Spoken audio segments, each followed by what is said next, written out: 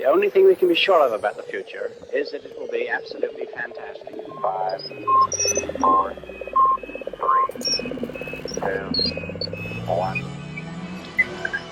I'm talking with Dr. Stephen Wolfram, who's I've known, fortunately for me, for many years. I've been fortunate to receive signed copies of his books. This is one of my favorite books. Good. Which is quite an accomplishment because, you know, as a CEO, you know that there's very few CEOs who are very technically or mathematically minded, and getting insight into physicists and mathematicians and thinkers, philosophers from the mind of a CEO and a mathematician, scientist, is quite refreshing. So I actually work hard to learn the craft of leadership, not just the craft of cosmology. So I thank you for this book. I recommend it very highly. Idea Makers.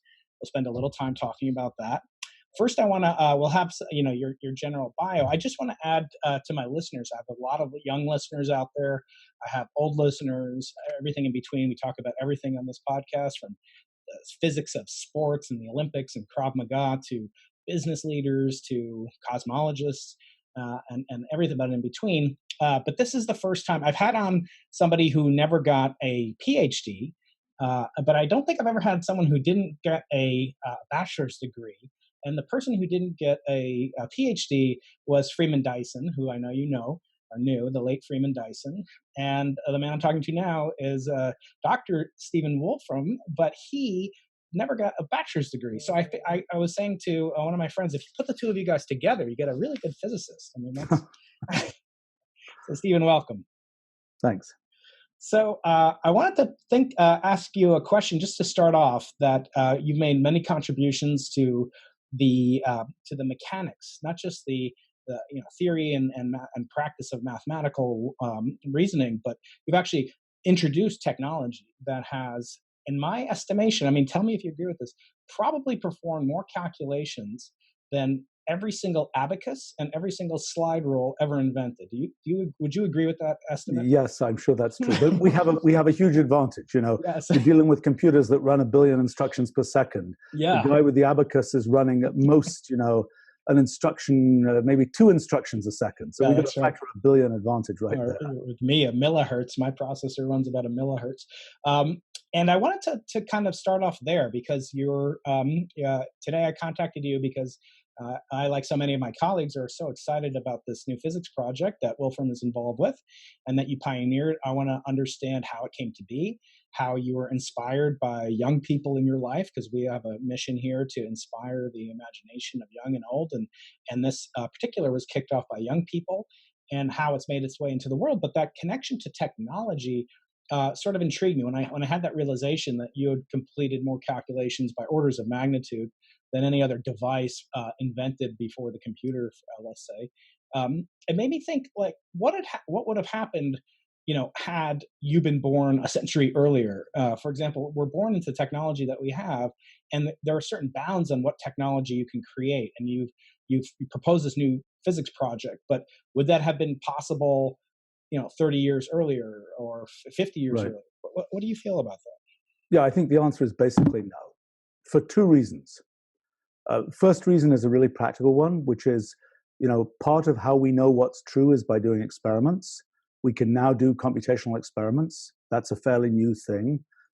If we'd been a lot smarter than we are, we might have been able to figure out what was true without doing the experiments, but I don't think that's feasible. So the first thing is the practicality of being able to do computer experiments. The second thing is the way of thinking about things that computation has brought to us is something that comes about because we're just used to computation all around us. And that's a sort of paradigmatic advance that I just think is not achievable without sort of a lot of exposure to computation in the wild, so to speak. I mean, I've been very interested in the sort of history of ideas, and some of the things I've discovered are things where I say, gosh, you know, one day we're going to unearth some Babylonian tablet that's going to have one of these things that I've identified.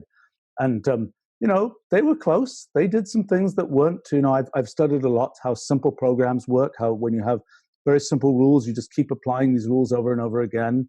You end up not getting simple things out, but you end up getting very complicated things out. And, you know, I've often wondered, could the Babylonians have discovered that? And so I think mechanically the answer is yes. Mhm. But would they have known what it meant? I think the answer is no. Right. And I think that's the, and I know in my own life, the understanding what it means is the much slower thing than the mechanics of being able to do it. But, you know, a lot of the stuff I've been doing now with the physics project couldn't have even done the experiments without having computers. I mean, we're talking, you know, routinely, I'm you know, routine, simple experiment that I might do might involve 100 billion or a trillion operations. You know, I got 100 computers, doesn't take them very long to run that. For me, it's just like, oh, I can just do that on a whim, so to speak. But a trillion operations, you know, there's 12 million stones in the Great Pyramid, for example. That's now those stones are bigger to lift than my little operations, but it still gives you a sense of scale. A trillion operations is a lot of effort. Yeah, and to do this, and then naturally, then my mind went to, well, what would happen if Stephen or one of your proteges, your many proteges, came up with it not now but 30 years hence, and it really kind of reminded me a little bit of what Steve Jobs was reputed to have said once. He was asked to give to some philanthropy, to some charity, and he said no, and his reason was, he could take money now and invest that money much better than the charity could, and then at the end of his life, which unfortunately was not very long, he would then donate a much larger sum. So he sort of proclaimed this, the virtue of sloth, if I recall correctly. And I wonder, with the advent of quantum computers, and I haven't read. Apologies if you have discussed this. I'm trying to keep up to date with all your output, but what the bearing of quantum computing could have on it. I know there are packages, and we'll talk about Wolfram language and so forth. But what about, had this not come for 30 years, do you think in the net aggregate that physics would be delayed or forestalled by some amount? Yeah, so I mean, well, by the way, about quantum computers, one of the implications of this theory of physics is it gives us kind of a new, cleaner way to think about quantum computing, both what it can do and what it cannot do. So I think that story is about to have some slightly different turns in it. So I wouldn't hold out the hope for, and the fact is computers get faster only rather slowly these days. Right. But in terms of, when do things happen, and when is the right time and so on, I've been lucky in that I've lived in a period of history where something which is really interesting to me and which I'm maybe even quite suitable to doing, which is studying computation, has just been sort of coming online. And I do think, I always think about people in general. I always have this theory that for every person, there's sort of the ideal niche. And the question is, does that niche exist at this time in history? And, what I see when I've been involved in introducing a number of sorts of ideas that end up getting lots of people involved in working on them and so on. And what I see is that when one of these new ideas comes out, and we're seeing that now with the physics project, there'll be a group of people for whom these ideas will really resonate with the things that they're interested in. Those people may be young, they may be not so young. And it's like, well, we lucked out because, at some point during their career, something came up that really resonated with what they're interested in, and then they can go off and really make a success of it. And I think, if you live at the current time and the thing that you really want to do is, explore the source of unexplored rivers, well, you're out of luck because all the sources of all the rivers on the earth are known. If you want to, there are different things that become possible at different times in history. And, as I say, I've been lucky that this thing of computation kind of during my lifetime has gone from something very kind of embryonic to something that is at least better developed. I think we're far from all the way through, but so I've been kind of fortunate. I was observing a lot of what I do in sort of the raw material of the work I do is computer experiments. What do all these simple programs actually do? And I think I even wrote in some recent post of mine, if I had lived in a different century, I think I would have been a zoologist, because here I am looking at all these weird things that these programs do and trying to classify them, trying to understand what they are. Now, truth is, I'm a really squeamish person, so I don't think I would have made it as a zoologist, but that would have been at least my potential interest, so to speak. But yeah, no, it's I mean, this question about when are ideas ready to happen in the world, it's a really interesting question. So, one of the things that I think is sort of the most interesting, probably the most interesting single discovery I've made I made in the 80s, is this phenomenon that even really simple programs, so you know, when you think of a program, you usually think of something you write explicitly for some purpose. But you can also imagine sort of the more scientific question, just like pick a program at random, tiny little program, a program that's just a line long, just a few rules for what it does, and say, what does it do? And you might have thought, as I did, oh, it'll only do really simple things. But it turns out that isn't true. It turns out that, you know, even this really simple program can do really complicated things. And that, for me, was sort of a big sort of intuition breaking moment when I realized that. Now, it's also worth saying, when I actually discovered that, it's a little bit embarrassing, but, you know, I first did those experiments probably in 1981. Okay, I did the experiments where I had, you know, these printouts. I even published them in a paper with these printouts with, you know, all these things where I got very complicated behavior with very simple initial conditions, et cetera, et cetera, et cetera. But I mostly focused on another aspect of what was going on. Mostly focused on something about how order was created, not how this sort of randomness was created. It took me 3 more years to realize that this thing that was actually right in front of me was something really important. And then I kind of realized, you know, well, haven't people seen this phenomenon before? And I realized, well, actually, you know, when you look at like the digits of pi, they're very simple to specify. Yet once you generate those digits, they seem for practical purposes, you know, people remember 3.14159, et cetera, et cetera, et cetera. It's kind of a game to see how many you can remember. And it's hard to remember them because they're kind of random. Yeah. I use the middle 4 digits as my PIN number of pi. So you shouldn't tell people that. The middle, yes. Yes. You can go any distance to get to the middle. Yeah, we had a thing actually on the pi day of the century. We had a thing where you could type in your birthday and it would show you where in pi your birthday appeared. Oh, wow. So you didn't get any information there. So That's right. Good stuff. No That's computer security. That's right. No hacks possible. Yes. But no, you know, I think what happened there is something like, you know, digits of pi. There is this randomness that one saw there, but nobody really cared. It was just like, that's random. We can't say anything about it. Mm-hmm. Same with primes. People were, you know, the distribution of primes, which numbers, you know, 2, 3, 5, 7, 11, et cetera, et cetera, et cetera, that which numbers are prime, plot them out. It's kind of random in some ways. There's a certain density of them, but otherwise there's sort of random fluctuations. So there's endless mathematics done on the distribution of primes, looking for the regularities in the distribution of primes. Right. Prime pairs. Mm-hmm. Yeah, right. And all sorts of, you know, what's the density of primes? That's the prime number theorem. You know, the Riemann hypothesis is all about certain aspects of the density of primes and so on. A lot of famous, well-known mathematics about the regularities in the distribution of primes. But actually, one of the most striking things about the distribution of primes is the apparent randomness of the distribution of primes.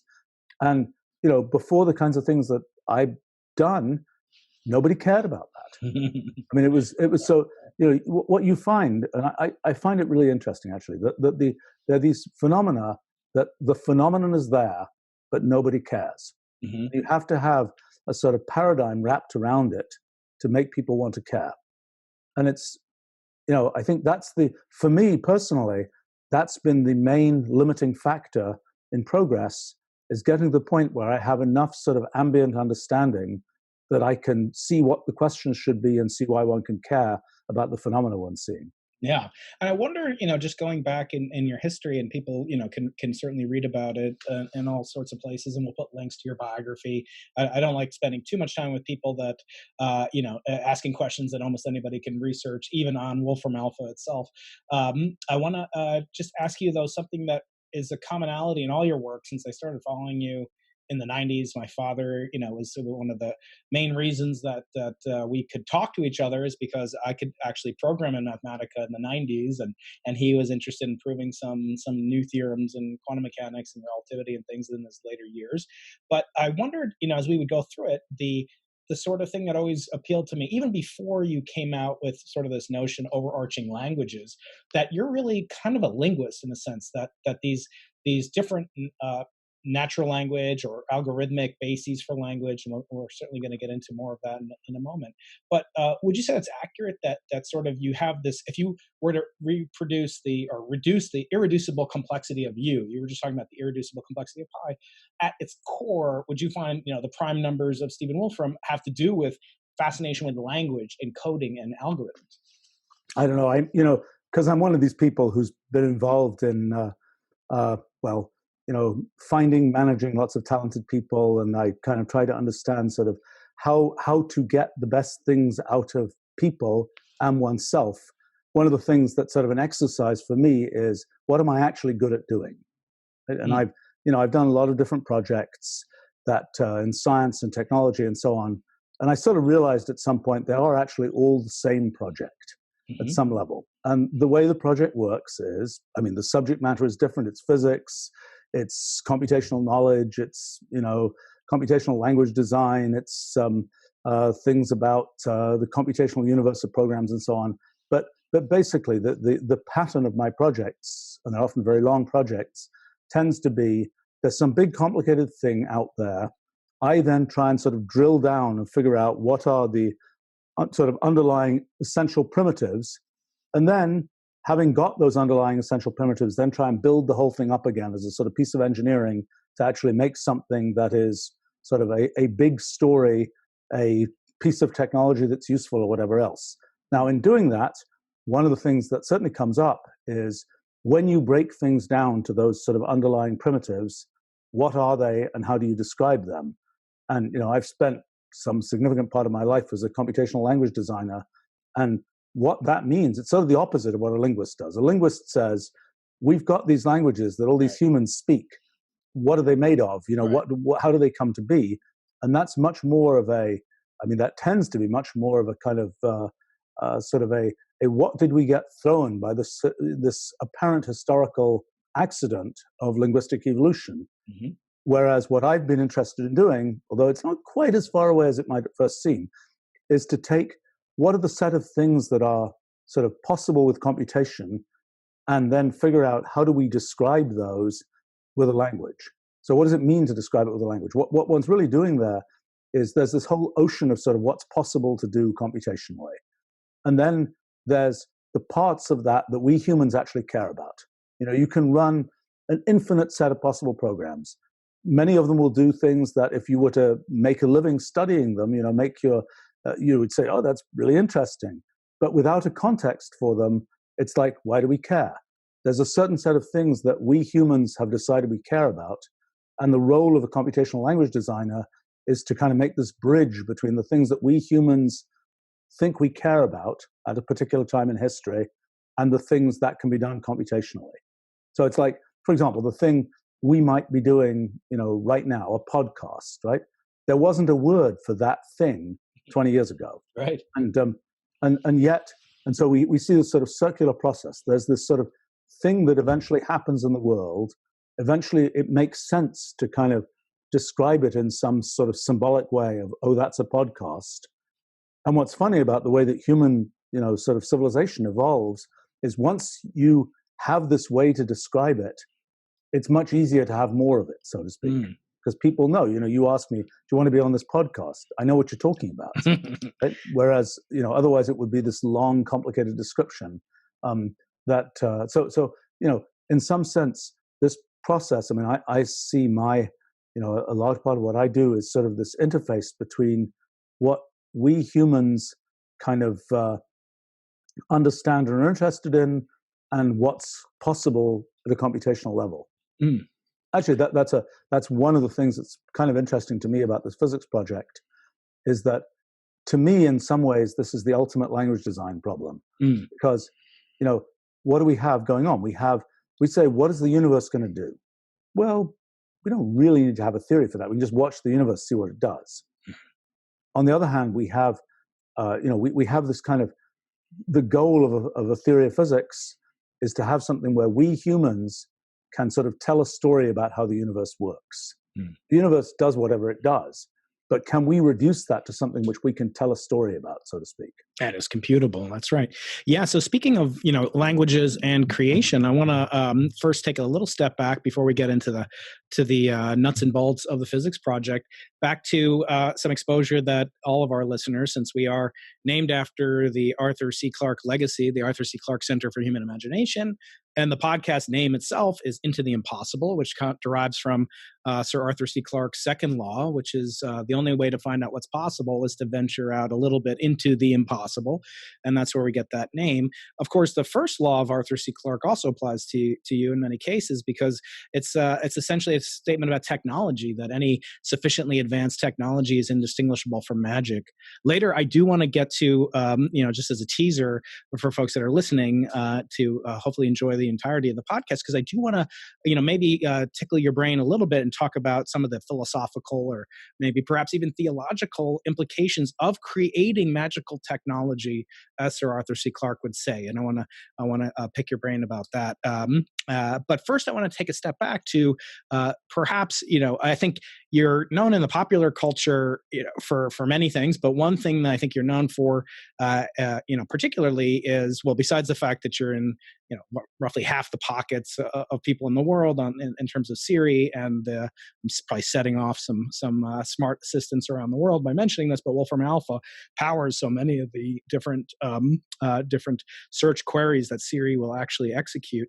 And I do want to point out, I'm in the show notes, I'm going to have some links to WolframAlpha, and have some exercises for kids and adults even to play around with, to get a feeling for how the symbolic computation may work. It's such a powerful app, compared to what you might just be using on your, I now have gotten to just, yelling out into the ether to my smart assistant to do some calculation, but it's so much more fun and viscerally, associative when you do it on something like WolframAlpha. So we'll talk about that. That's one area of the zeitgeist that you're deeply enmeshed with. The other one is your role and your son Christopher's role in the movie Arrival, where you were tasked with something that is just delightfully mercurial, and knowing you, that's your signature trademark, of creating a language. The two of you have created sort of a language that was used in the film. I do want to point out that the story of your life, which was written by Ted Chiang, we had one of the world premieres of it with him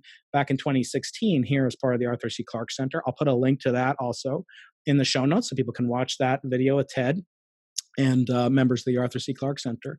But I want to talk about this Arrival story, because I think in a lot of ways, I often think about, how would you communicate? What are some universal, communications that you can have? And I gave a talk once at the SETI Institute in which I invoked your former friend and mentor, Richard Feynman, where he talked about if you ever met an alien and he or she or it or she or whatever sticks out its left hand to shake your hand, don't do it, because it's probably made of antimatter, and therefore you'd be annihilated, he said. So this is in his Feynman lectures on physics, which you might have actually taken as a graduate student, perhaps, or certainly known about them. But I read them when I was a kid, actually.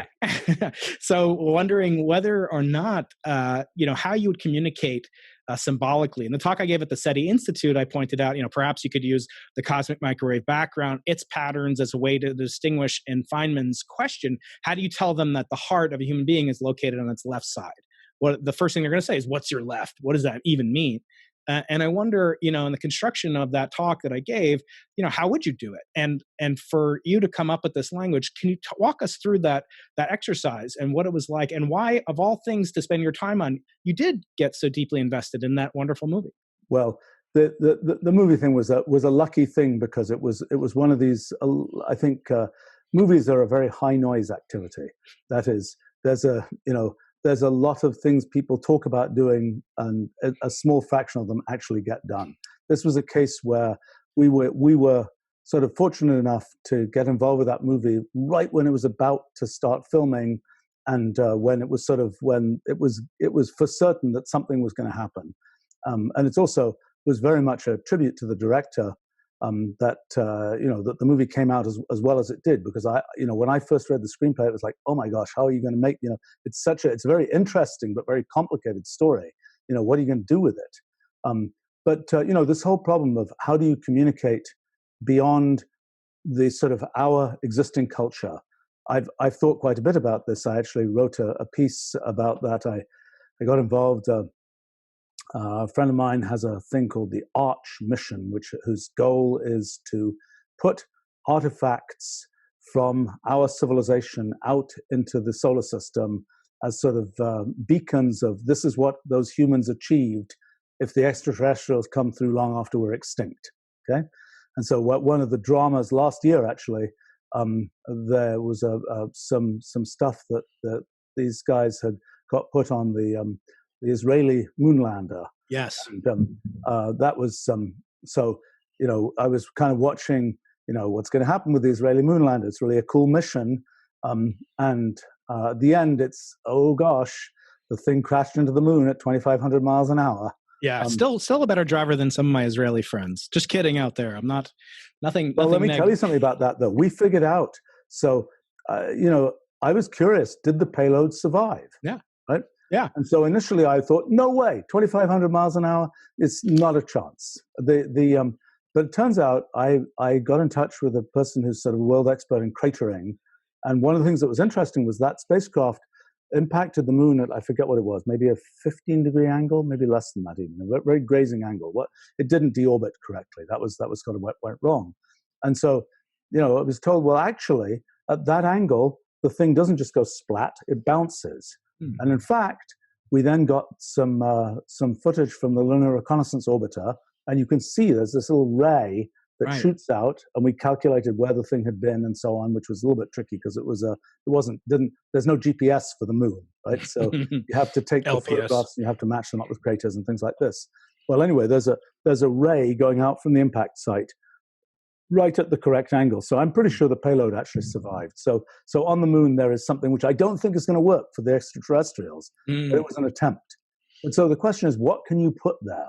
Yes. What is the sign that tells them something interesting about our civilization? I think in the end, this is a philosophically doomed project. Okay, so in other words, we can start thinking about what do you do. So for instance, let's imagine we're a really advanced civilization and we can move stars around. Okay, and we want to put a sign in the galaxy saying we're really smart over here. Einstein lived here, right? Einstein lived here, right? Yeah, right. What configuration of stars do we put in there? Okay, well, you might say, well, let's put them in a perfect geometrical figure. Okay, bad idea, because there's lots of physics that leads to perfect geometrical figures. So that's not an immediately. You might say, like pulsars, for example. When they were first detected in 1967, I guess. People were like, for the first couple of weeks, they were like, there's a radio signal. It's going beep, beep, beep, beep, beep, beep, beep, periodically. That must be an extraterrestrial beacon. Yeah. Well, actually, no, it's just a rotating neutron star. And, the periodic thing just isn't something sort of sophisticated enough that you can know, oh, that couldn't just be a simple physical process. Right. Or a maser. We have maser examples in space, and absolutely. we have them here on Earth. So that's not a sign of intelligence. Yeah. Right. Yeah, go on. So, I mean, the challenge is, what do you find? And actually, one of the nice stories from the past is back around 120 years ago or something, when radio was new. Okay, so there was Marconi, there was Tesla. These were people who were working on radio, and Marconi observed. He had this yacht. He went across. He was a good business person and had got a yacht that he went across the Atlantic in, and in the middle of the Atlantic, with his radio mast, he heard all these weird whooshing sounds and so on. It's like, what on earth is this? Tesla was a little bit more forward in his theory making, and he said, look, it's got to be the Martians signaling us. I mean, what else could possibly have radio? Radio must be a sign of the Martians, so to speak. Right. And then what is it in fact? It's features of the ionosphere. It's kind of whistlers. Right. Yeah. And but then the thing that's really the confusing thing for me is, listen to whale song recordings. They sound awfully like that. Yeah. In other words, you got this thing that's produced by the ionosphere that's just a physical process. You got this thing that's made by whales that at some level is a physical process happening in the brains of the whales. But we think it has more meaning than that, probably, although we don't really know for sure. Yeah. And so you quickly realize this is a difficult problem. And, we look at archaeological artifacts. We say, what was Stonehenge for? Well, we're not quite sure. What were these things? You find some flint that was, seemed to be chipped off. Was that done on purpose to make an arrowhead? The way that we get to know whether these things were sort of on purpose is when there's a kind of thread of intentionality between those things and us. So, for example, if we recognize, oh, that was a thing, I remember I was visiting some archaeological site in Peru recently, and a very interesting site. It's one of the earliest kind of settlement type things in the Americas. So going around, and that's the stone thing, and there are a bunch of different structures, and the person it's a very isolated site, so there weren't a lot of tourists there. But the person we had showing us around was like, said, "What's that for?" I said, "Well, that was for ceremonial purposes." And so, you quickly learn, ceremonial purposes. The brochure that said, the marriage. We have no idea what this was for. And, I'm thinking about things that exist in today's world. That shopping mall was for ceremonial purposes. So to speak. It's like, how do you tell, how do you connect? When we have a certain cultural experience, we can connect that sort of thread of purpose, or that sort of spark of this was done on purpose, to something that we see in the world. When we don't have that connection, it's really hard. Yeah. And I mean, in the case of sort of the extraterrestrial case, it's I think it is not something you can ever count on really being there. And I think the way to think about that is, my statement in recent years has been, when you think about intelligence, I don't think there's sort of a bright line between the intelligent and the merely computational, so to speak. So, people say things like, the weather has a mind of its own. The weather seems to do things that are very hard for us to predict. It seems to have, it seems to sort of decide what to do itself. Okay, does the weather have a purpose? We don't think so. But, I'm not sure. Maybe the purpose of the weather is to transport, hot air to this part of the world, and transport cold air to this part, and so on. But it's really hard for us to say, and then to say, well, the sort of the process of the weather doing its thing is an exercise of computation that, at least based on basically a bunch of science I've done, is sort of no more or less sophisticated than the kinds of computations that go on in our brains. Yeah. So it's kind of like that we're saying there's a computation here, it's equivalent to the computation there. We say we care more about the computation going on in our brain because it seems to have meaning to us. The weather doesn't seem to have meaning to us because it doesn't have this connection in the way that sort of other brains do. So, I mean, I think that's the, and so when you sort of extend that to the rest of the universe, it's like, does that pulsar magnetosphere have a meaning or not? Very hard to say. Right. Now, the thing I have tended to think is that our first example of alien intelligence that we sort of understand is rapidly emerging in the form of artificial intelligence. I mean, when we see an AI, we know we made it. It's a program that we created, but we say, what's it doing? Is it doing something, and how do we think about what it's doing? How do we think about what it's thinking about, so to speak? Right. We open it up. It looks like it might be an EEG recording from a human brain. It looks complicated and random. And we, while we know how we constructed it, we don't know we don't have a narrative that explains why it does what it does, any more so than we have a narrative that explains why our brains do what they do in detail. And so I think my basic statement is people will stop worrying about extraterrestrial intelligence once they really understand AI, because they'll realize that things out there are intelligent in the sense that they have this computational capability that's just like us. Right. This question of whether they have an alignment of meaning is a deeply detailed historical question that isn't an abstract question. It's not like you say, is the pulsar magnetosphere intelligent? Is it a civilization? Did it grow up over large amounts of time?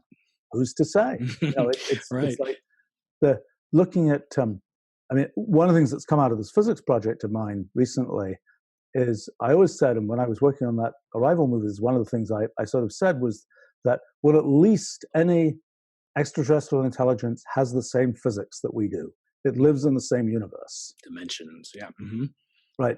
And it's like, but I don't think it's true, because what I've realized is that that, and this is sort of a sophisticated point comes from the physics project, that there are these kinds of ways of understanding the physical world, which are, in some sense, it's the same physical world, but they are deeply incoherent ways of understanding it. So, for example, our understanding of the world is sort of based on our senses. We see, we detect light, we do this, we do that.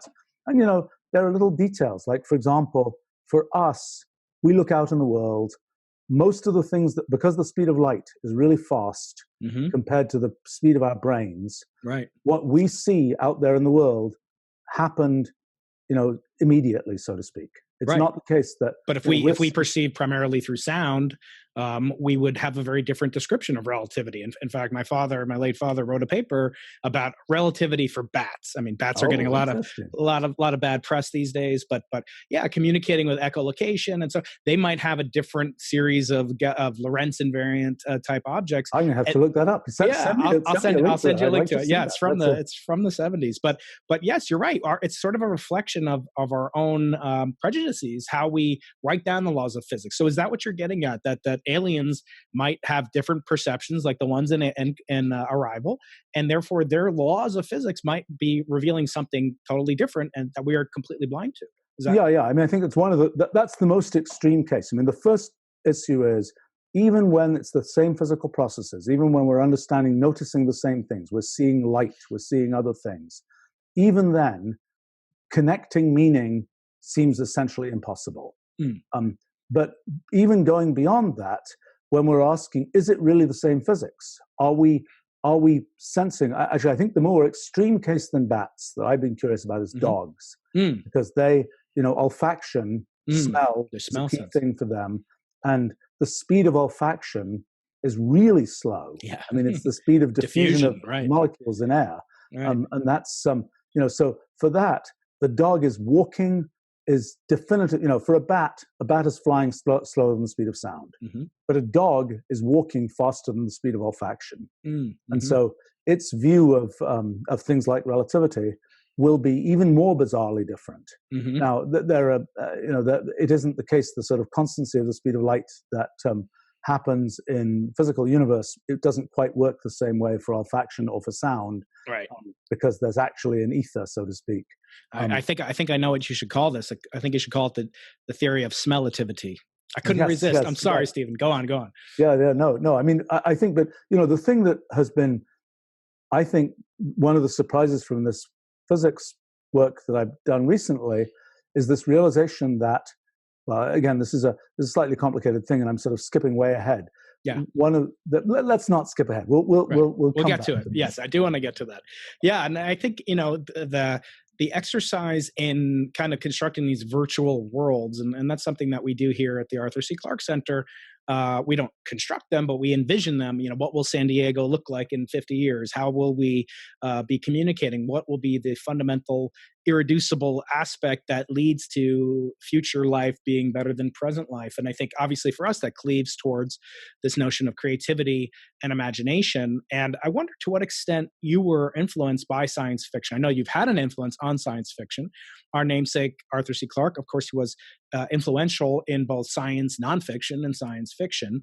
And sort of this perception that we come to is that from talking with colleagues such as Dr. David Brin and even Michael Shermer, who was on the podcast recently, that science fiction represents sort of a way to pregame, to sort of think about the future as a Gedanken experiment and play around with it, and maybe not with the hopes of really coming up with, well, what's the first message that we send to the aliens that when they arrive, but more how we understand ourselves better. And I wonder if say working on Arrival, did it have any beneficial? I mean, just as a shortcut, did it make it anyway into the physics project? Just out of curiosity. Okay, that's an amusing question. I mean, so just to mention, I actually wrote recently a long post about 2001: A Space Odyssey, because it was the 50th anniversary. I'll have to post a link to it. Yeah, right. I realized it was the first movie that I had ever seen in a movie theater, and it turns out it was because I saw it in England when it was kind of just first out.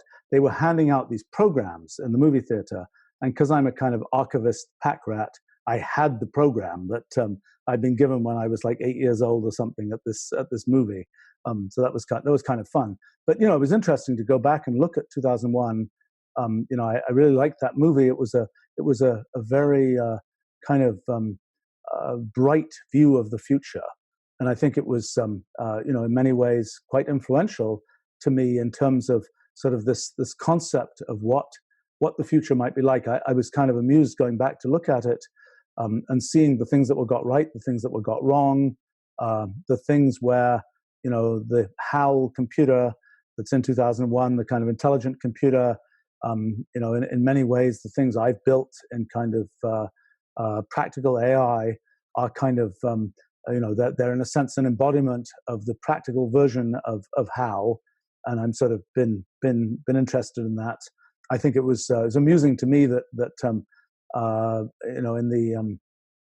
tell you one funny thing about many funny things I discovered about that movie when I went back to look at it again. But every so often there's a screen that flashes up where it has code, like computer code. It was actually IBM was the main organization that consulted on that movie. Although that's HAL, right? That's where HAL. Yeah. Comes from, right? Well, that may have been a coincidence, may not have been a coincidence. I'll tell you one thing I discovered when I was writing the blog post about this is that for IBM they were very freaked out by the idea of an intelligent computer that could that could sort of not delight the customers, so to speak. I think it would be fair to say that in 2001, without being too much of a spoiler for the movie, that the computer did not delight its customers. Surprise and delight, as Steve Jobs would say.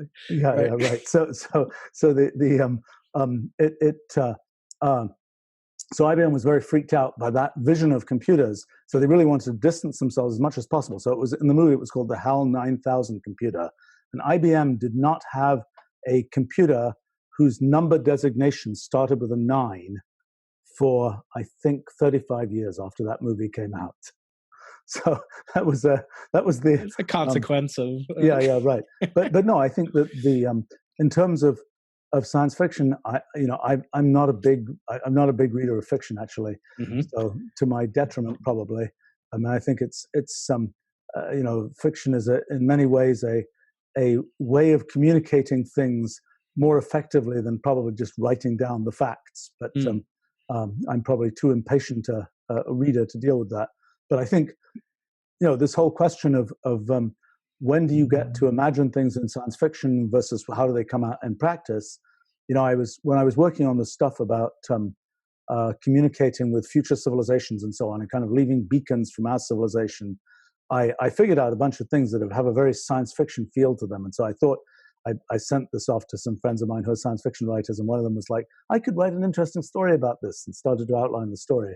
And I was like, well, that story just has a lot of fluff around it. I just want to get to the main point. So I thought, I'll sit down for an evening and I will write a science fiction story. And I realized I haven't written a fiction story since I was a kid. And I write this thing and I send it off to my friends who are science fiction writers, and they say, just stick to the stuff you usually do. But it's funny because I find that, in terms of the communication of fiction, I've done quite a lot of historical biography and so on. And for me, I find it very easy to write about people and about people I've known and things like that. But when I have to make up a person who I've never known, somehow that's a different thing. And somehow I feel like, if I say, well, it's just this person I'm writing about, I probably could do that. But when it's something that comes from inside me, it feels too revealing of anything about me to be able to, to sort of make up the person, so to speak. So there's too much influence from the author, so to speak. And maybe maybe we'll, go ahead. But no, I mean, in terms of the future and so on, I think one of the things that, I've been very interested to understand what are the kind of, what are the conceptual things that are shaping the future beyond the kind of, one of the things that's come out of this physics project, for example, is, the physics project, I think, is giving really very good evidence that our universe is at its core computational. Mhm. And what does that Can you really take a mean? step back, Stephen? Can you explain for the audience who may not be familiar, what does it mean to be computational? And, for example, the difference between complexity that we've talked about, irreducible complexity, something like pi, where the description of the thing is the shortest possible description of the thing. Well, actually, it isn't. That's okay. see, pi is an example of something where the description is very short, but the thing you get out is very complicated. The one, but so I mean, just to say something about sort of what is computation, Yes. what do we mean by that? Essentially, all it is you have rules for how something works, and you just keep following those rules. So, for example, one thing I've studied a lot are things called cellular automata. Fancy name, simple idea, just a line of black and white cells. And there's just a rule that says if you have a black cell with a white cell and a black cell, for example, then you get a black cell at the next step, or all the different configurations. It tells you there's a rule. It just tells you what happens at the next step. So it's a really simple set of rules, and you're just applying those rules over and over again. And ultimately, that's what a practical computer does as well. It has rules that say how its CPU should work, and it's just applying those rules over and over again. So having something like your beloved and famous Rule 30, what is the computer? Is it the rule that generated this magnificent complex pattern? Is it the pattern itself? I mean, if I go to the cashier and I say, how much is it, and she hands me Rule 30, there's nothing I can do with that. It's beautiful to look at, but perhaps, I mean, what the computation is, where is it occurring? In the physics project, is it occurring in the mind? Is it the universe? Can you explain for listeners, where does it occur? Yeah, right. So I mean, it's a little bit of a tricky philosophical issue, because you're saying I have this rule. It says this and this and this happen. Okay, that's what theories are. That's what any theory is. When somebody had when Newton, for example, had his theory for how planets move. That was something where he wrote down a mathematical equation. He says, solve this mathematical equation and you will know how planets move. So there is a sort of the mathematical equation itself has some abstract existence, and it generates numbers or whatever else. But that is merely a description of what the planets are doing. It is not that the planets are mechanically having, a thing that's working out numbers inside them. As Maxwell thought. Right. Yeah, it's just that's a description of what's going on. So similarly, in the case of something like Rule 30, we have a rule that's a description of what should happen. We may implement that rule on a computer. That may be the way that we happen to see the results of that rule. Now, the case that's trickier is for the whole universe, because we now have, I think, really very good evidence that the universe operates in a computational way, that there is an underlying rule, and that rule has been applied trillion. I need to be more practiced at counting the trillions. To the times. 80th, right? That rule, after it's applied as many times as we need to, makes us and makes the conversation we're having and everything. And that idea. So the idea is there's a fixed rule, and it's just getting applied over and over again. Now you say, well, what's running that rule? Well, what's running that rule is the universe. That's a description of what the universe does. We could try and have a computer emulate that rule. We wouldn't, the universe has been running a long time and it runs really fast. So we wouldn't get that far doing it on our, laptop or whatever, but we might get to, 10 to the minus 200 seconds in the history of the very, very, very, very, very, trillionth of a second in the evolution of the universe, on our, by emulating that rule on our laptop. But the universe itself, what we're saying is we can describe what the universe is doing as it's following this rule that we can think of as being a rule that could be run on a computer. Is it because, and we should take a very brief side detour. I don't want to get too deep into it. There are some who literally believe that the universe is being run on a computer of sufficiently advanced AI, or, it might even be it might even be artificial. And that, can you just comment? I've seen a lot on the internet, people speculating that this is somehow connected to, this matrix or this ultimate simulation. Yeah. Could you just say, just dismiss or confirm? It's a philosophically doomed idea. That is, here's what happens. So, if I'm right that basically the universe is operating according to some computational rule, then at some level, in the end, there's just this computational rule that's running the universe. So now we ask ourselves the question, and it comes back to what we were talking about before. We've got this rule. We can hold it in our hand. We can show it. Here's the rule for the universe. Now we say, was that running inside somebody else's computer? Was that a simulation being run inside somebody else's computer? First question is, there are two levels of doom for this idea. The first question is, what does it even mean? We've got this rule that runs the universe. Now, you've got to then argue, was this rule created for a purpose, with a meaning, by a game designer, a universe designer? Or is this rule just a thing? And that comes back to our question of sort of, in the case of human archaeology, do we know whether Stonehenge was created for a purpose? Even that's difficult. Mm-hmm. When we've got this little tiny rule, and it generates our whole universe, and we say, was this created for a purpose? Tough question. Now, it's even worse than that. That's the first level of doom for that idea. The second level, something a little bit more abstract, that comes out of this physics project I was sort of alluding to earlier. So one of the things that's very strange about this physics project is the following thing. If we believe there's a rule that runs the whole universe, we can imagine the day when we actually have that rule. And let's say it's fairly simple, okay? It's a very weird feeling because we're saying, for the last 500 years, we've basically been taught over and over again, there's nothing special about us. Right. From Copernicus on, it's like the Earth is not the center of the universe. There's nothing special about the center of the galaxy, right? Mm-hmm. Our galaxy is not special. Right. Mm-hmm. It's just like there's nothing special about us. Okay, so now we decode the whole universe. We get the rule for the universe, and oh my gosh, it's a very simple rule. That's very special. How could we have got universe number 3216 as opposed to universe number quintillion, whatever? How come the rule for our universe is that simple?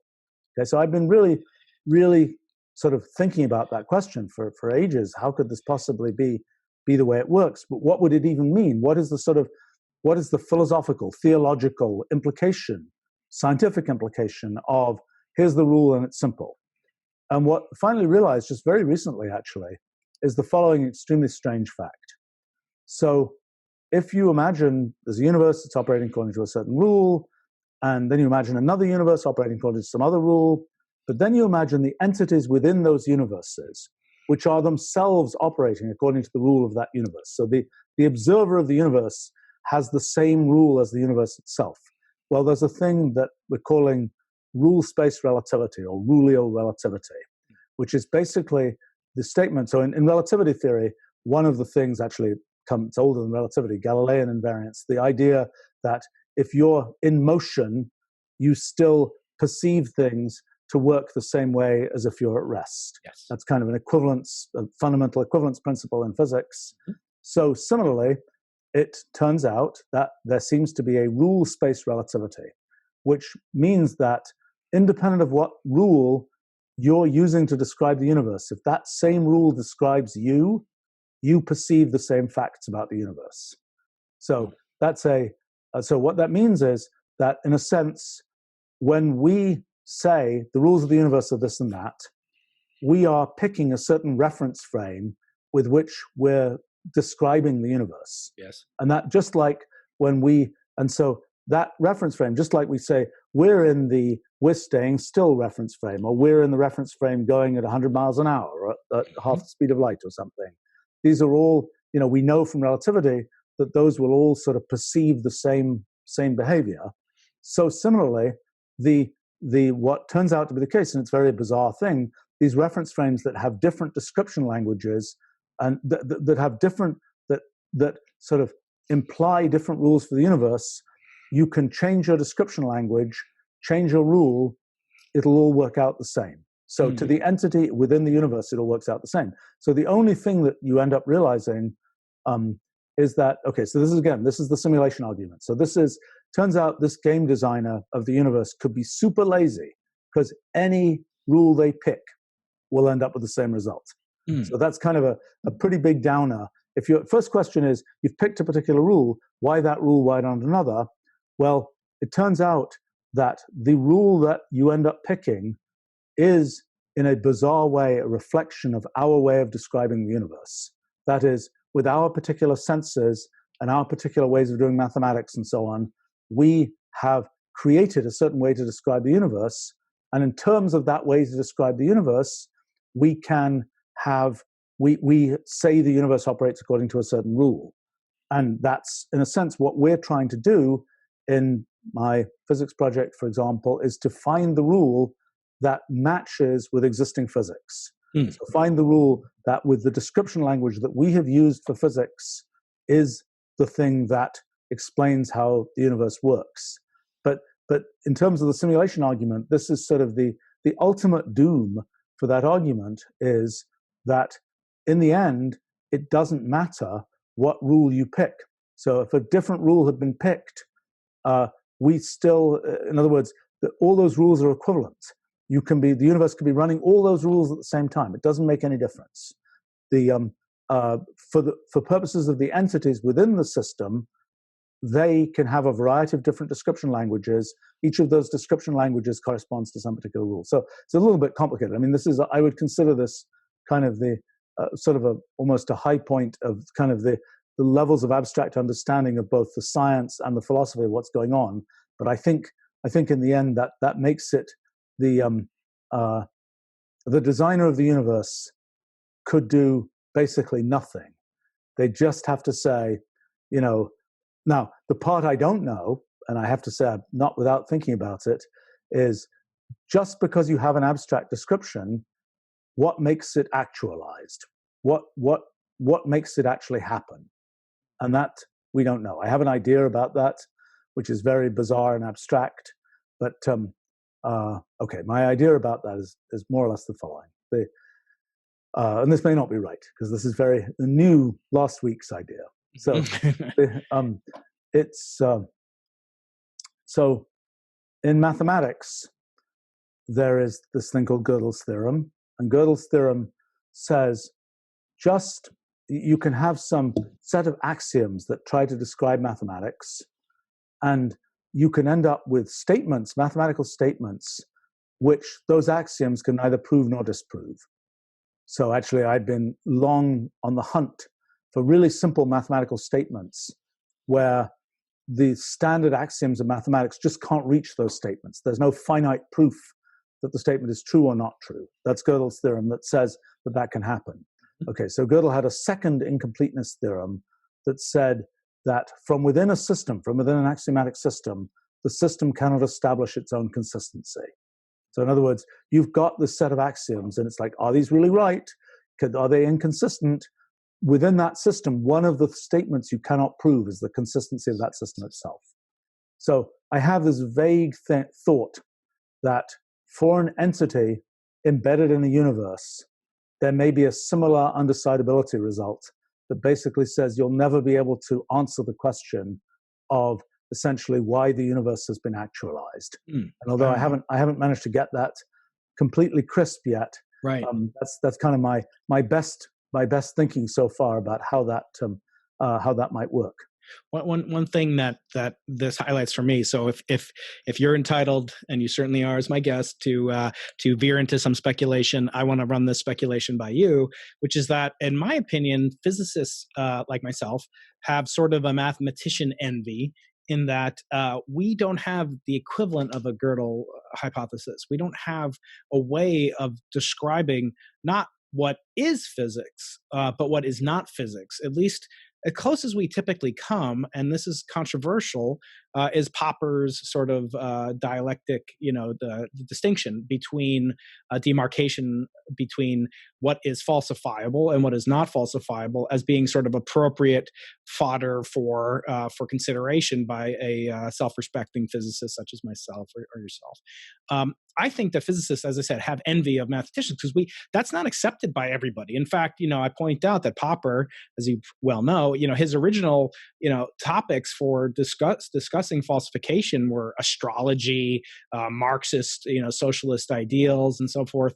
And I say in my book, that all you have to do is look at the horoscope column of your local newspaper, and you'll see that astrology is alive and well despite being falsified. So it can't be that there's something fundamental about Popper. So what is the equivalent, or is there an equivalent to say that yes, this is physics, what you are doing is physics, and then if not, and we'll come back to this if there's a long explanation, but if it's not true, is there something that you in the physics project can produce that is falsifiable, or is it something, and this is asked by one of my listeners on Twitter, he asked me to ask you that, and I think it's a legitimate question. So first of all, what do you think about this notion that we lack this equivalent of Gödel for physics? Okay, you have packed many different ideas in here, some of which I have thought about for many years. So let me try and unpack a few of these things, okay? So let's start off with one that's really easy. The analog of Gödel's theorem for physics. Mm-hmm. That one is easy. And it's something I first started talking about in the early 1980s. It's computational irreducibility. It's this phenomenon that you can have a system where the actual behavior of the system corresponds to a computation that you can't get ahead of. So one of the things that was a big surprise that at first was kind of a footnote, actually. In Gödel's paper, actually, it was a footnote. It got a little bit more prominent with Turing's 1936 Turing machine paper and so on. This idea that, okay, so one thing you might think is, I want to compute something. I want to compute square roots. I want to compute, I want to make do addition, whatever. You might have thought that every different thing you want to compute, you got to go to the computer store and buy a new computer. You'd have to buy a new piece of hardware to do each different computation you want to do. So originally, it first arose in a footnote to Gödel's paper, effectively, that said, actually, that's not true. You can have a universal computer, which can be a single piece of hardware, which just by changing the program you feed into it, can compute anything you want. And so that idea, which sort of first really getting legs with Turing machines and so on, that idea has that idea has been pretty important in our world because it's what makes software possible. It's basically what makes most of modern technology possible. That idea for a long time wasn't widely accepted in physics. People always said, but physics is different. Physics works using equations and things that can't be described by Turing machines. That's been something, I was involved in the 80s and really pushing the idea that one should take computation seriously in things like physics. And now with this physics project, I think we have very good evidence for that. But so computational irreducibility is this phenomenon that you can have a process go on in nature, in physics, that is computationally as sophisticated as anything. It's like you say, well, I'm smarter than that physical system. I'm going to jump ahead. I'm going to have a smarter computer that's going to be able to work out what the physical system is going to do much more efficiently than the physical system does it itself. But actually, we know this phenomenon of computational irreducibility says that can't happen. And the sort of infinite time version of that is the undecidability of Gödel. That is, if you say, what will happen in this physical system eventually? Will it ever do such and such and such and such? Then that's not something you can answer in a finite way. And that's the original Gödel undecidability result applied to something more physics-like. In mathematics, you're building up these sort of chains based on, the axiom says I can go from here to here to here. That's what you're building up there. In physics, you're saying, I'm going to run this physical law. I'm going to run this rule for how physics behaves. What can happen? So that's kind of the analog there. Now, in terms of the comparison between mathematics and physics, in a sense, my project is an attempt to turn physics into mathematics. If my project succeeds, physics just became mathematics. If we have the underlying rule for the universe, then everything else, in principle, is just computable mathematically. Actually, I was, Hilbert had these very famous problems that he defined in 1900. Problem number 6 is physics axiomatizable? So this is, so we can think of our project, I don't think it's the most interesting view of it, but it is this question of, can we turn physics into a branch of mathematics? Now, this question of how do you tell whether something is a valid and worthwhile thing to be studying, I think Popper's definition is really very narrow. And I think it's good for throwing out a bunch of crazy stuff. Yes. But it's I mean, if you think about the great theories of our time, natural selection. Is natural selection falsifiable? Not really. Mm-hmm. Is the second law of thermodynamics? That's another big one, which I happen to have worked on a whole bunch. Mm-hmm. That's another one with a pretty complicated epistemological story. Mm-hmm. This thing of mine called the principle of computational equivalence, which is what leads to computational irreducibility and so on. Again, it is complicated to say what kind of a thing it is. That is, see, Darwin, for example, believed that natural selection was a mathematical law. It's not really true. No. It's a fact about, in a sense, it's a fact about the world. It's something to do with a sort of definition of how biology works. Mm-hmm. Same with the second law of thermodynamics, same with my principle of computational equivalence. You can have a version of it where you could mathematically prove it's false, but you might have set up slightly the wrong thing to be, you could prove natural selection is false by setting up some sufficiently idealized model of how organisms work. But that wouldn't be useful because it's not, it's a thing that's trying to describe the world. But I think so there's a little bit of complexity there around, what's important about these principles, like natural selection, like second law of thermodynamics, like my principle of computational equivalence, is they provide ways to think about things, and they're very powerful ways to think about things. They provide a way for us to essentially turn what we see in the world into a narrative that's useful to us. Mm. Now, having said that, for example, in this physics theory of mine now, one of the really cool things is how it dovetails with existing, essentially, mathematical physics. Now, is it to say that something is falsifiable, to say that it aligns itself with some physical law that, or some physical principle that we've understood? I don't think that's quite the falsifiability story. That's a different story. That's a story of some sort of aesthetic completeness or something. Now, you can ask the question, are there things we could discover that would make this theory of mine false? Well, there is one.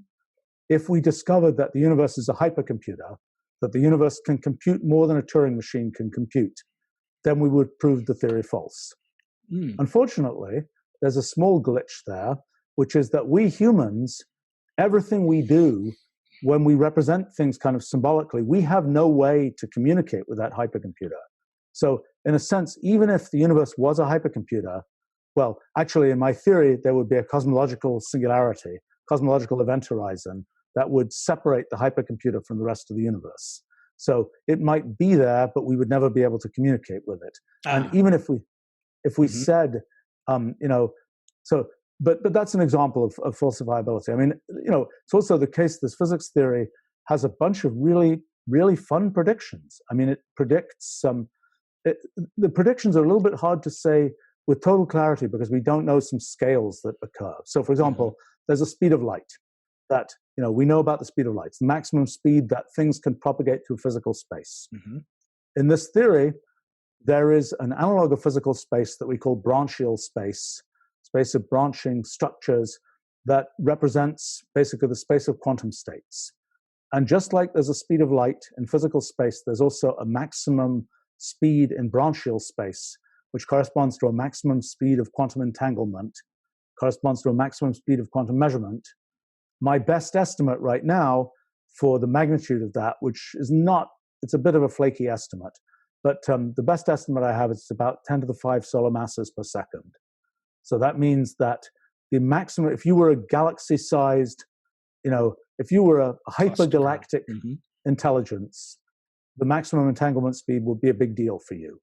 Just like the speed of light would be a big deal if you were an intelligence spread out over even the surface of the Earth, perhaps. Mm-hmm. Or the speed of sound is important for bats, or the speed of smell and diffusion and collision is important for dogs. Right.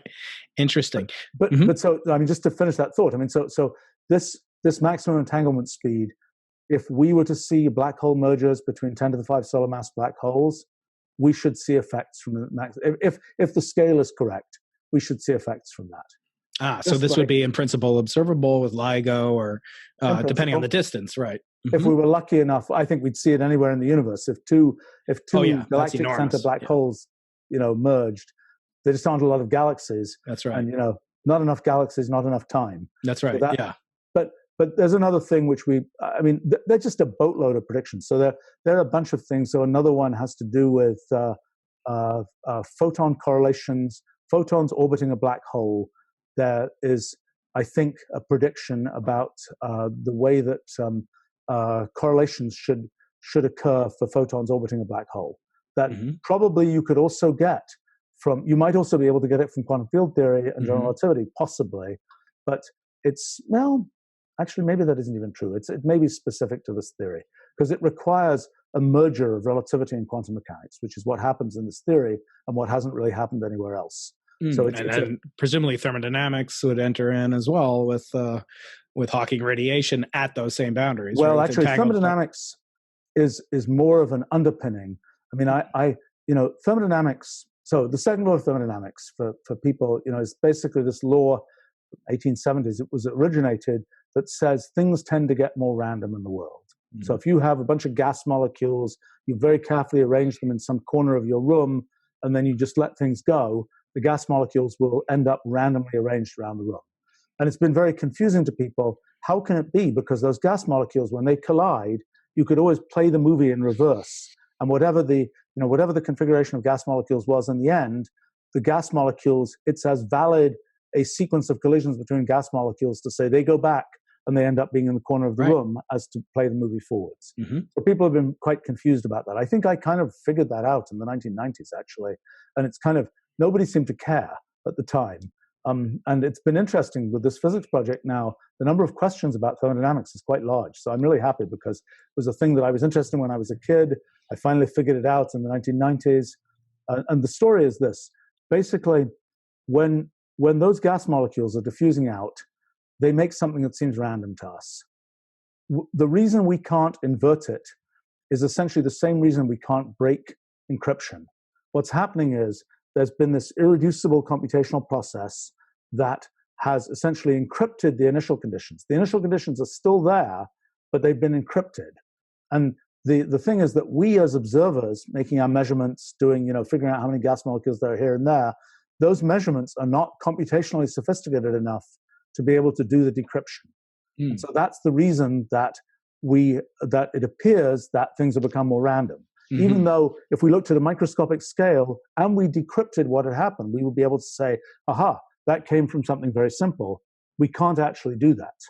And that same phenomenon happens. So in this physics theory, when you do in general relativity and the theory of gravity, you're interested in essentially the way that observers in the universe can kind of piece together different parts of the universe. What's acceleration? What's a gravitational field? And so on.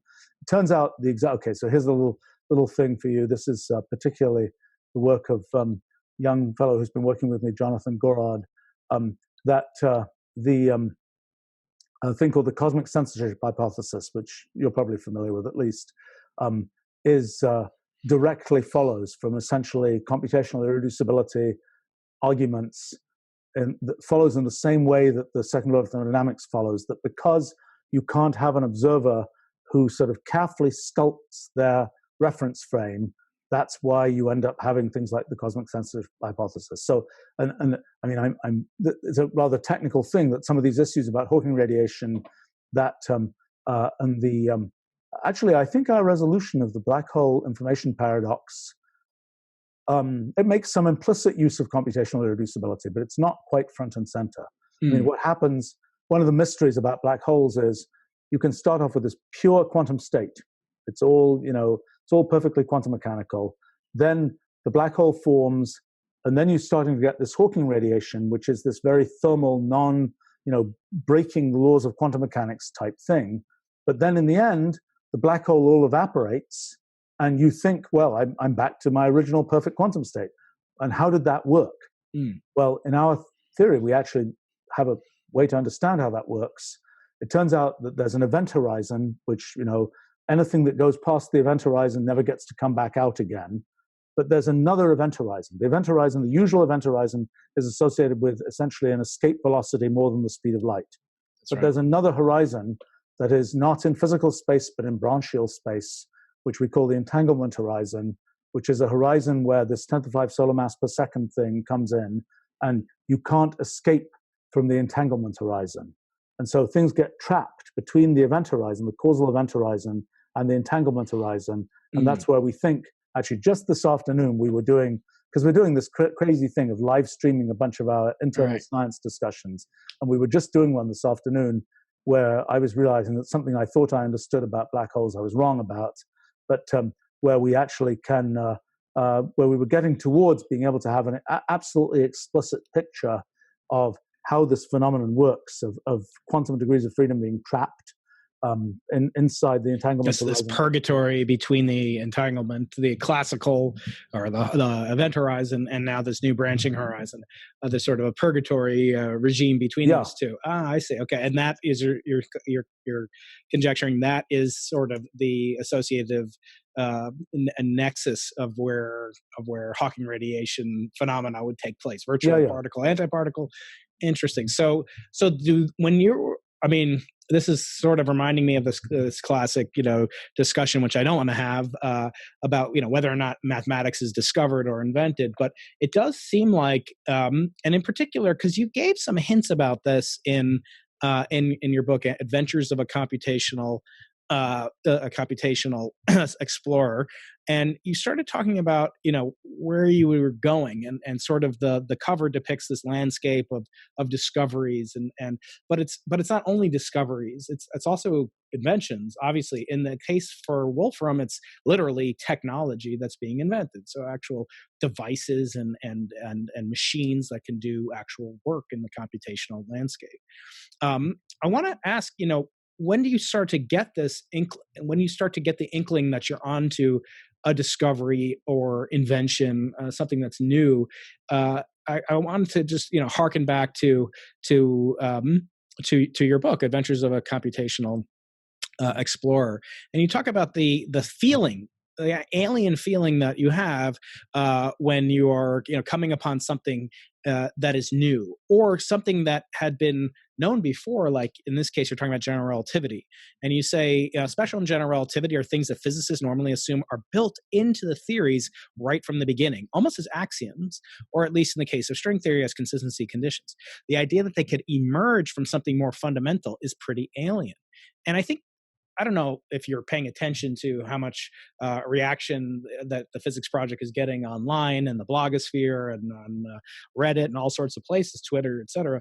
But I feel that there is sort of this back reaction that's occurring, literally, where people are finding it so alien that they almost are shutting down. I mean, I've heard, friends of mine who are some of the most eminent physicists in the world, basically saying things like, well, I'll believe it when it's in a top-ranked journal, and we'll talk about that and how things are going with the actual logistics of publication, et cetera. But this is sort of new, and its novelty is enhanced all the more by the way that you sort of have chosen to release it, and how you've documented the kind of exploration log as you're going about it. You're doing this in real time, and you're doing this open source, and you're doing it in a way that is discoverable in principle by anybody.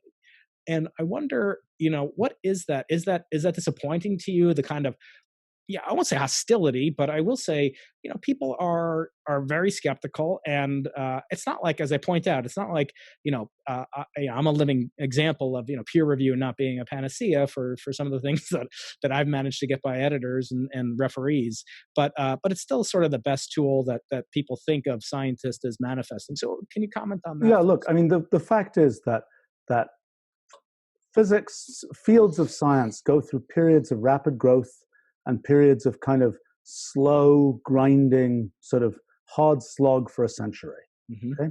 And what you see, I've seen this probably in a dozen fields in my time, where there'll be typically a methodological advance, and then for maybe 5 or 10 years, there's a very rapid growth.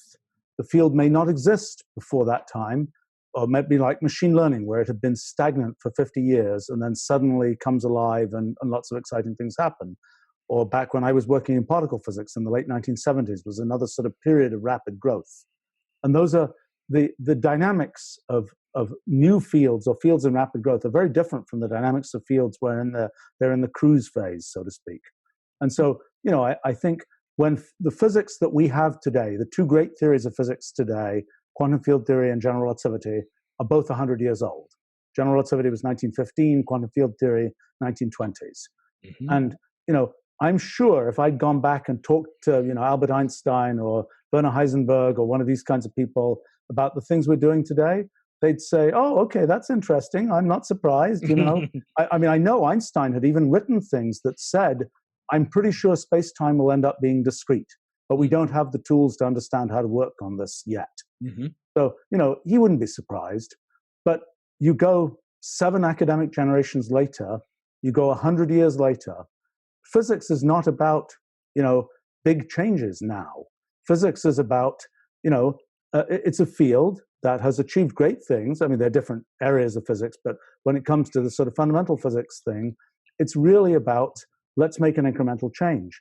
And, fields have this character, and it's kind of, I've sort of been an entrepreneur both intellectually and commercially. It's a funny thing because when fields are young, they're very sort of, it's all very entrepreneurial, and people are, they're prepared to question the foundations and so on.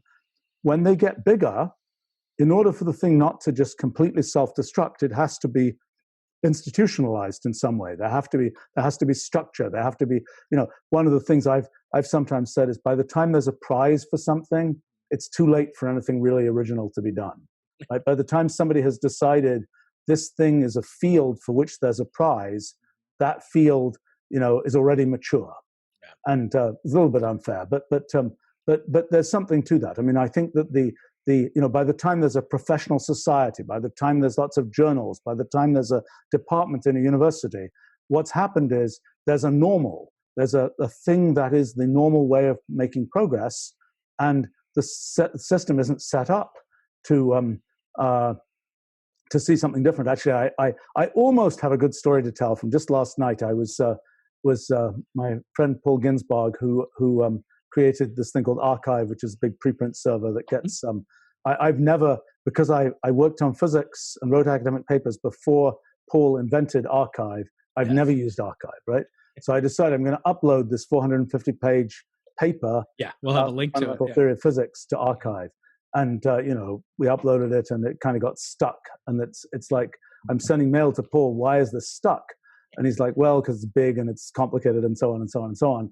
And I'm like, I really want to be able to tell the story that anytime there's a paper that mentions fundamental theory of physics, you're blocking it from Archive. That's not true. So I can't tell that story. But in a sense, that story wouldn't be implausible because when has anybody made any serious claim that they have a big jump forward in finding a fundamental theory of physics? Well, I actually get emails almost on a daily basis from people, shall we say, around the world who have, trying to convince me that there is a fundamental theory, that they've invented it, that Einstein was wrong. And, I always say it's surprising to me that they don't start off saying, Boltzmann was wrong or some other, lesser known celebrity than Einstein. But in fact, I mean, you're not saying he's wrong. You're saying he's right. But you're making not necessarily a prediction. In some sense, it seems like retrodictions are and Einstein did that as well. Einstein retrodicted the perihelion advance of Mercury, as we know, and that was early evidence for the veracity of his theory. No, I mean, so there are predictions. We didn't even come to those, but there are a bunch of predictions.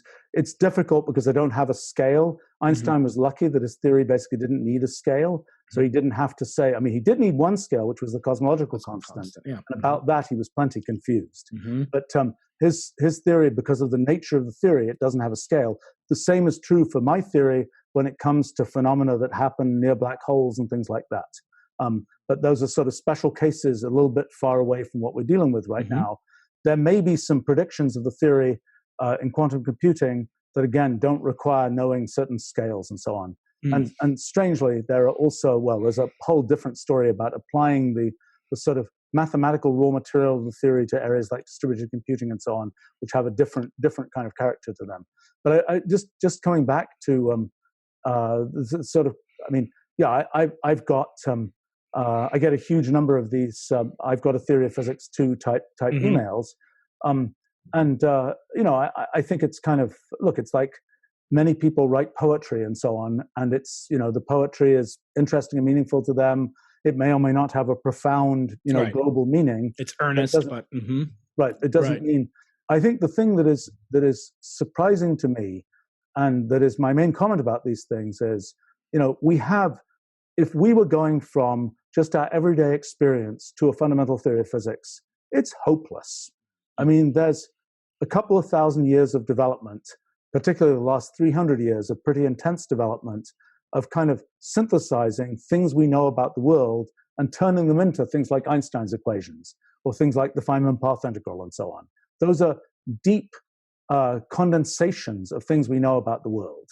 So in a sense, if you're going to try and discover a fundamental theory of physics, you are making it unbelievably hard for yourself if you're not leveraging what was discovered in the 20th century, basically, in physics. And the thing, I have the strange feature that I learned all that stuff when I was a kid. And that's kind of a weird piece of kind of life trajectory. I was a big physics enthusiast. I started learning about physics when I was 10 or 11 years old, and I wrote my first paper, which I published in a peer-reviewed journal, no less, when I was 15. So I had learnt sort of the standard canon of 20th century physics quite well. I then went on to kind of work on things which in many ways I think are more fundamental than physics. I think sort of the computational universe is, in a sense, the universe of all possible universes. The physical universe is just one of those. So I view it as almost a step down to be working on sort of the physical universe now, although it's really interesting and really fun. But I think that the question of sort of what there's a good question of how do you make non-incremental progress? What's involved in making non-incremental progress in science? So when I used to be in the physics business way back when, I wrote lots of papers. I think my peak productivity period when I was about 18, 19 years old, I was writing a paper every 2 weeks. And it was easy because it was a field that was in such rapid growth that, and also I had a secret weapon, which was I was using computers to calculate things which for some bizarre reason other people were not doing. But in any case, I could say when it came to like peer review and so on, I could just predict if the paper is incremental progress in something that's already well understood, it'll sail right through. If the paper actually has a new idea in it, forget it. It's and right. that's it's too alien of a structure that's been built to deal with a particular status quo. Now, for example, I've been, in a sense, a lot of what I do, building computational language, I've been doing something that in some ways is kind of insidious and people haven't yet noticed. And I'm wondering how many decades it's going to be before, even though I'm telling you here, it's how many decades it's going to be before people notice. I mean, I might comment on do people notice, the physics theory that I'm now talking about. I spent 100 pages talking about the precursors to this in this big book of mine, New Kind of Science. Yes. And, we sold maybe 400,000 copies of that book and millions of people have looked at it online. I gave some talk at TED that, where I don't know how many, 1 or 2 million people have watched it. And I talked about this theory of physics. In fact, somebody reminded me recently that in that TED talk, which was just about exactly 10 years ago, I said, I wonder whether by let's see whether by the end of the decade we can actually, hold in our hand the theory of physics. Okay, so let's say 1 million, 2 million people watched that. It defined kind of the story that has turned into the physics project that I've now been doing, and yet basically nobody followed up. So it's multiple millions of people.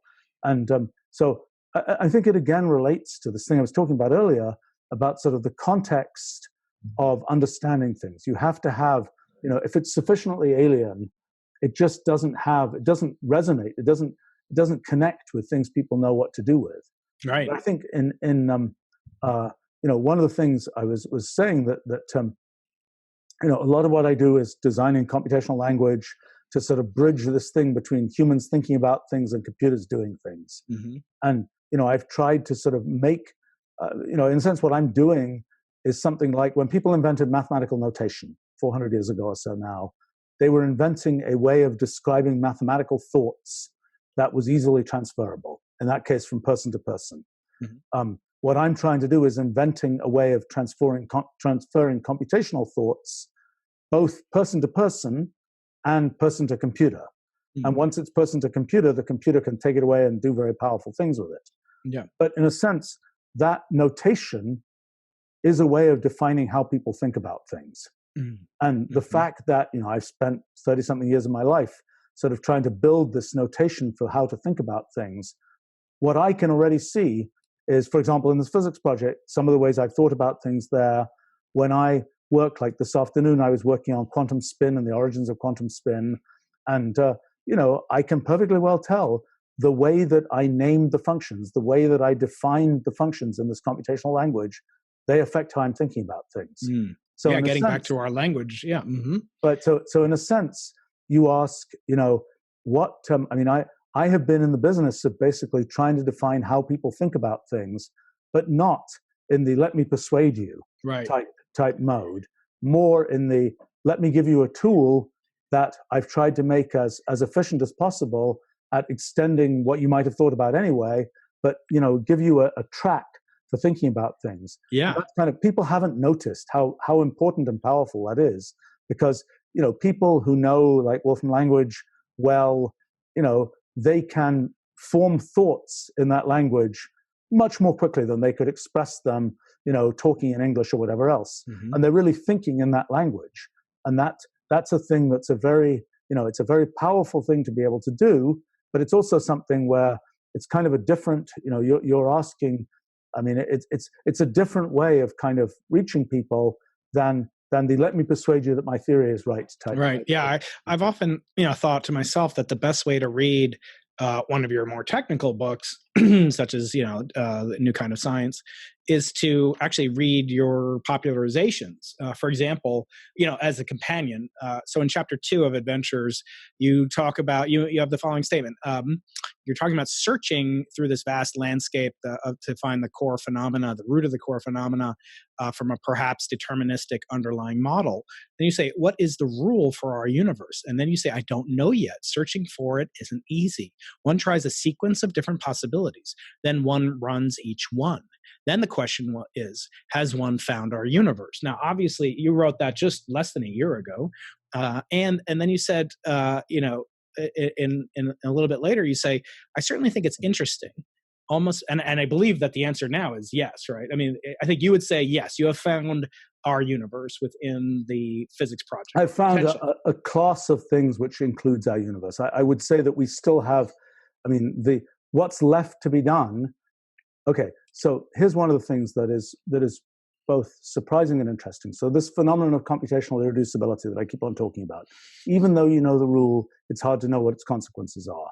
That bites us big time in studying fundamental physics, because let's say we have the rule, we start running it. Okay, we've got the first 10 to the minus 200 seconds of the evolution of the universe.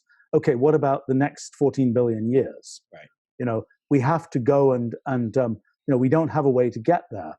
Now, the big surprise in this project of the last few months has been that a lot of facts about the universe are not computationally irreducible. A lot of facts about the universe are deducible by essentially mathematical type techniques, just knowing the class of rules that are used, not the specific rule.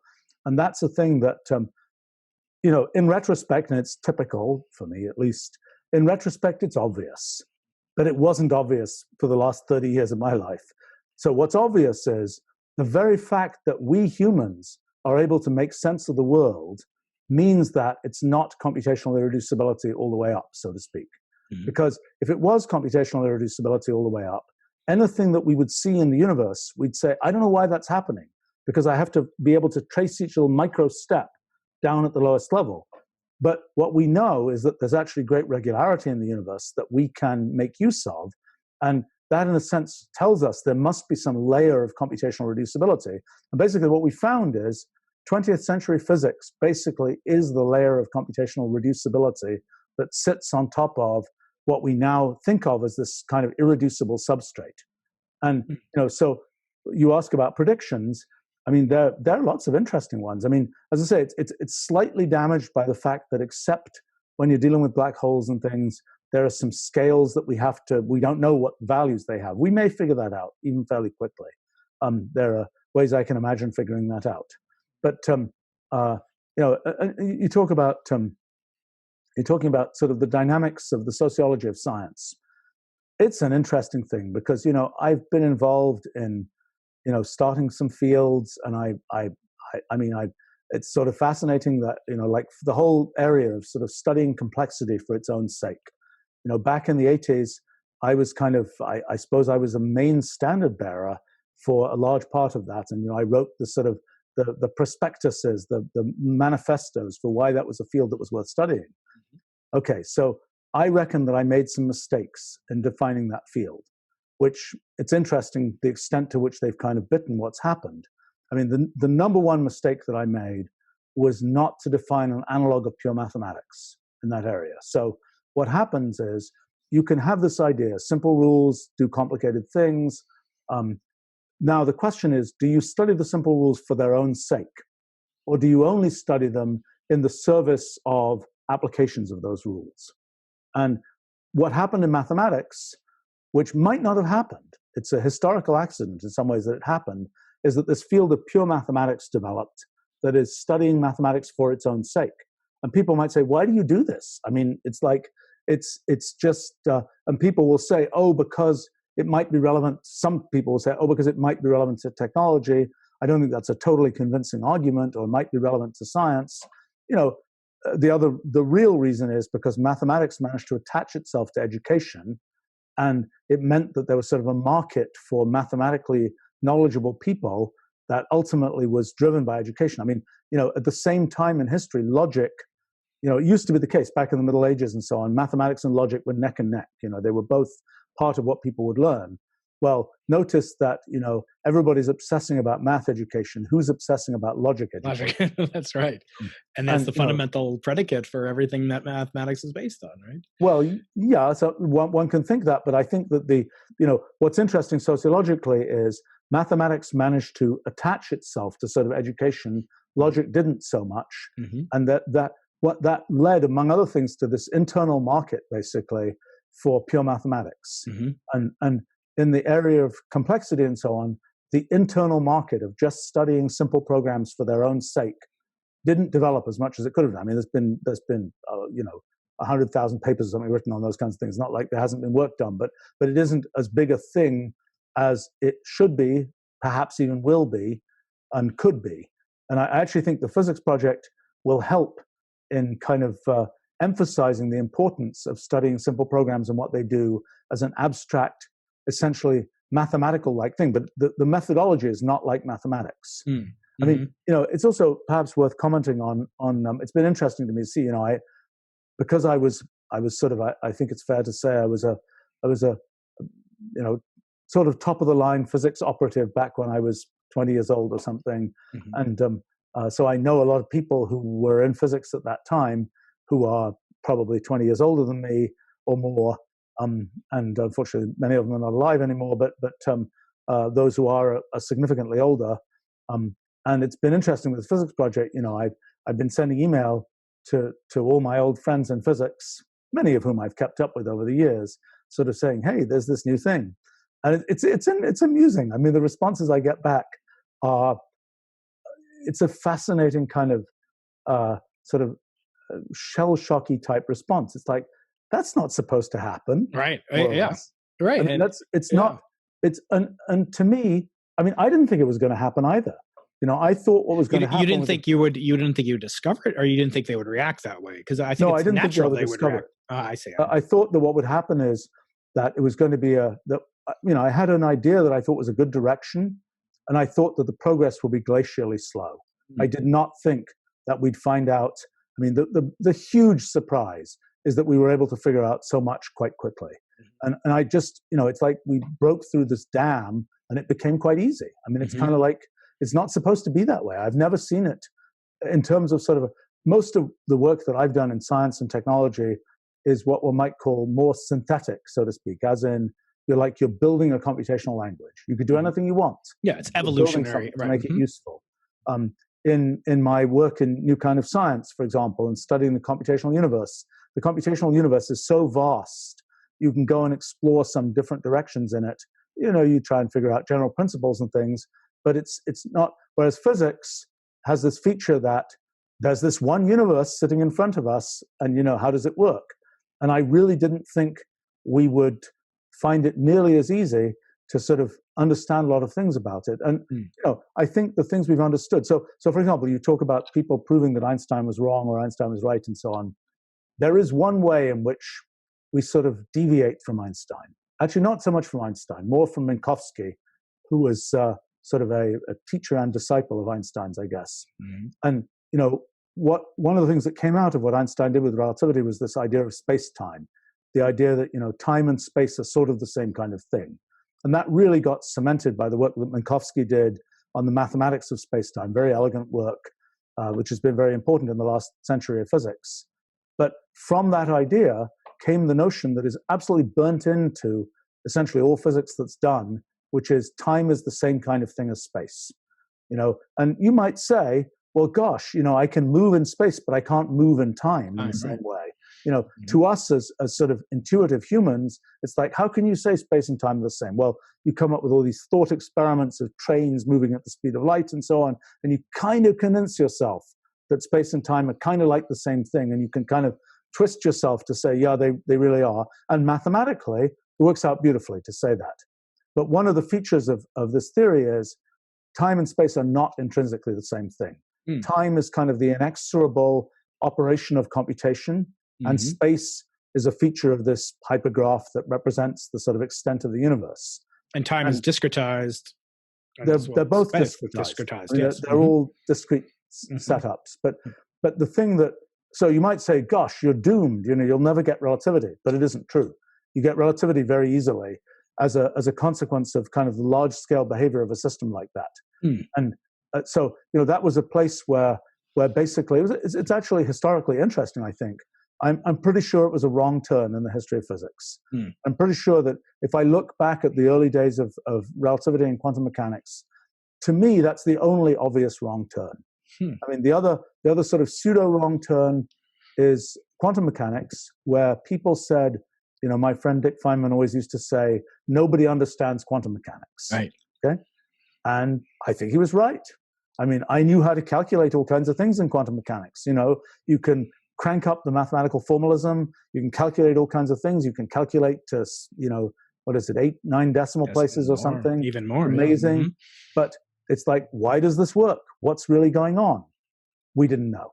Right. And now we actually have an idea how it works. And it's really quite wonderful. And it's the thing that to me is just like absolutely spectacular is what Einstein's equations, which describe gravity and space-time, turn out the analog of those in this kind of branchial space of quantum states is basically Feynman's path integral.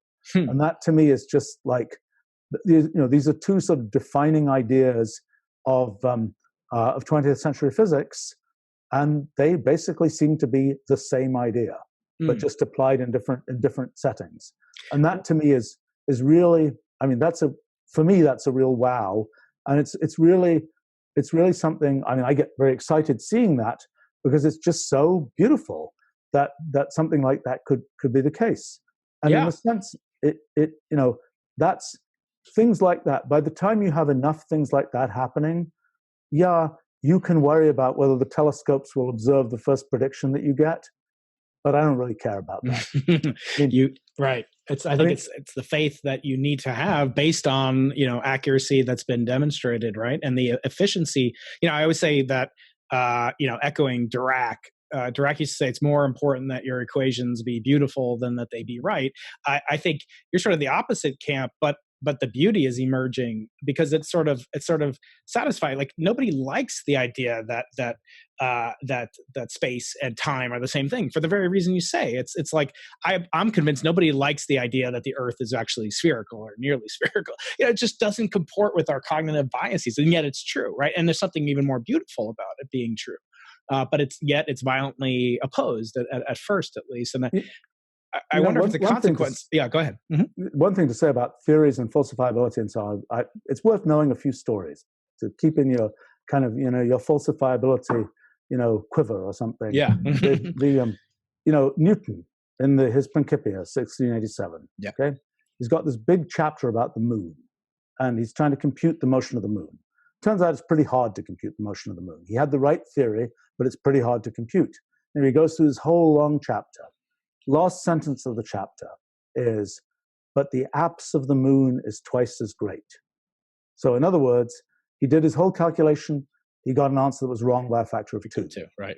Now, did he then say, oh, forget it all, my theory of gravity must be wrong? He didn't, because there was so much other stuff that, and it took another 100 years for people to figure out, how that factor of 2 was, really worked out, and it was a difficult thing. So that was that's a sort of, the flip side of that is kind of what happened with Copernicus, where, there were Ptolemaic epicycles, and you could compute all kinds of things about planets, and it didn't really matter. Copernicus had a slightly different way of formulating things. I find it amusing. We in Wolfram language, we have to compute astronomical kinds of things, and like we did a big thing for the recent total eclipse that was visible from the US. Computing to the second using work from JPL and other places. When would the eclipse arrive? How do you actually compute it? Well, the answer is you use 10,000 epicycles. So in other words, even though Copernicus won, Ptolemy was wrong, in the end, the computation is done with epicycles. Right.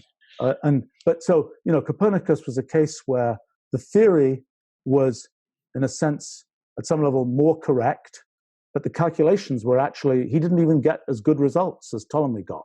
Right. And it wasn't then, I have to tell a story.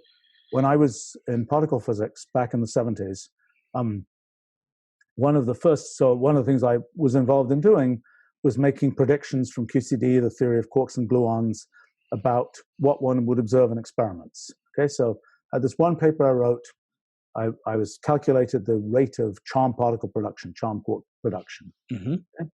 And, we got an answer. Well, it turns out there was an experiment that had been done that said the true answer is less than 5 times lower than the answer that we got. Okay? So it's like, what do you do?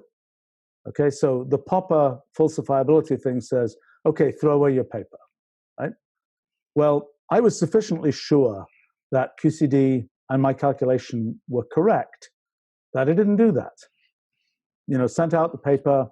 Now, admittedly, half the paper was, here's why this answer might be wrong, okay? But in the end, well, I wouldn't be telling the story if it wasn't for the fact that it ends with, and the experiment was wrong. Right. It was an experiment, and actually that experiment taught me an important thing, which is whenever I subsequently did theory based on an experiment, I would insist on actually visiting the experiment and going to look at the experiment and ask a bunch of questions. And it was really shocking to me how often, I remember one experiment, big particle accelerator experiment, I could observe this anomalous production of particles in some direction. And it's like, I'm looking at this thing and I'm doing sort of back of the envelope relativity calculations to figure out in the rest frame of this thing, where do the particles go and so on. It's like, you have claimed that you observe an excess of particles in a direction where there are no detectors. They're just, how can this be? It's a complicated story, and it's it's a big Monte Carlo simulation calculation to sort of back predict from what they'd seen. It was total nonsense. Yeah, right. But the thing is, experiments are hard. Yeah. And it's particularly, that first experience I had, it was kind of an experiment that observed nothing. And that's always very suspicious, because it's like they were looking for particle tracks in emulsions, and it's like, how long is the particle track? How good is your detector? How do you know if you didn't see anything? You observe nothing. Are you sure that's right? Right. Well, it wasn't right in that case. Yeah. But so I've kind of learnt that sort of theoretical triangulation is sometimes at least as important, if not more so, than the sort of the I dotting and T crossing of experiments. I mean, even in the case of general relativity and Einstein, I still don't quite understand what Eddington did in 1919. The story is Einstein predicted that when light goes around the sun, that it will be bent twice as much as previous theories had predicted. That there's essentially a gravitational magnetism as well as gravitational electrical force analogs. What we call gravitational lensing, yes.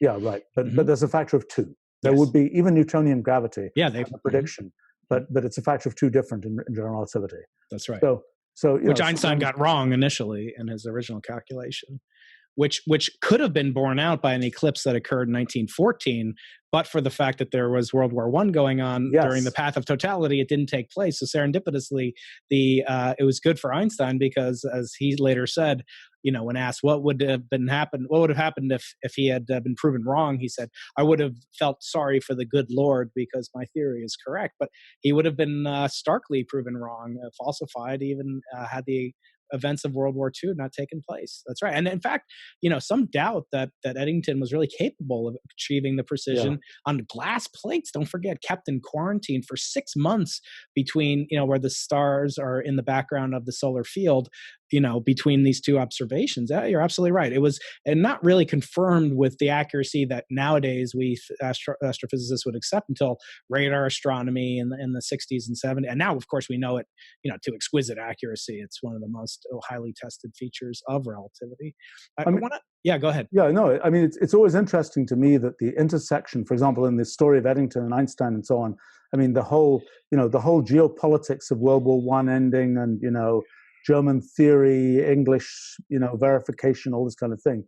There was a complicated, in that case, even geopolitical backstory beyond just the sociology of a field's backstory. That's right. There was something even bigger than that going on there. Yeah, I have a friend we interviewed on the podcast, Matt Stanley, who wrote a book called Einstein's War.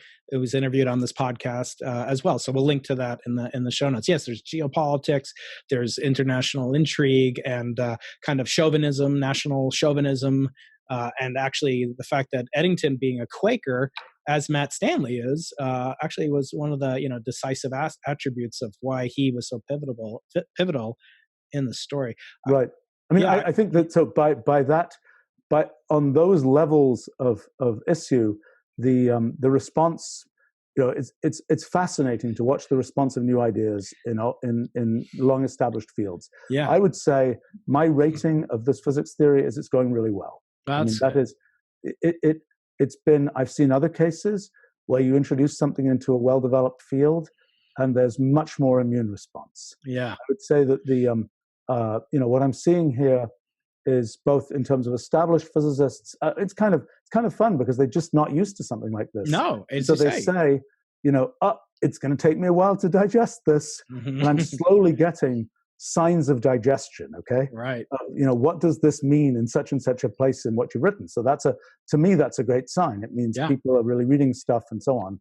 Oh. I think that we're also seeing lots of things like physics graduate students and so on who are like, I want to get involved. We're going to be doing a summer school this year to help people kind of get up to speed on this. We've actually done a summer school for the last 17 years about science and technology in general, but we're kind of adding a physics track this year specifically about the fundamental theory of physics.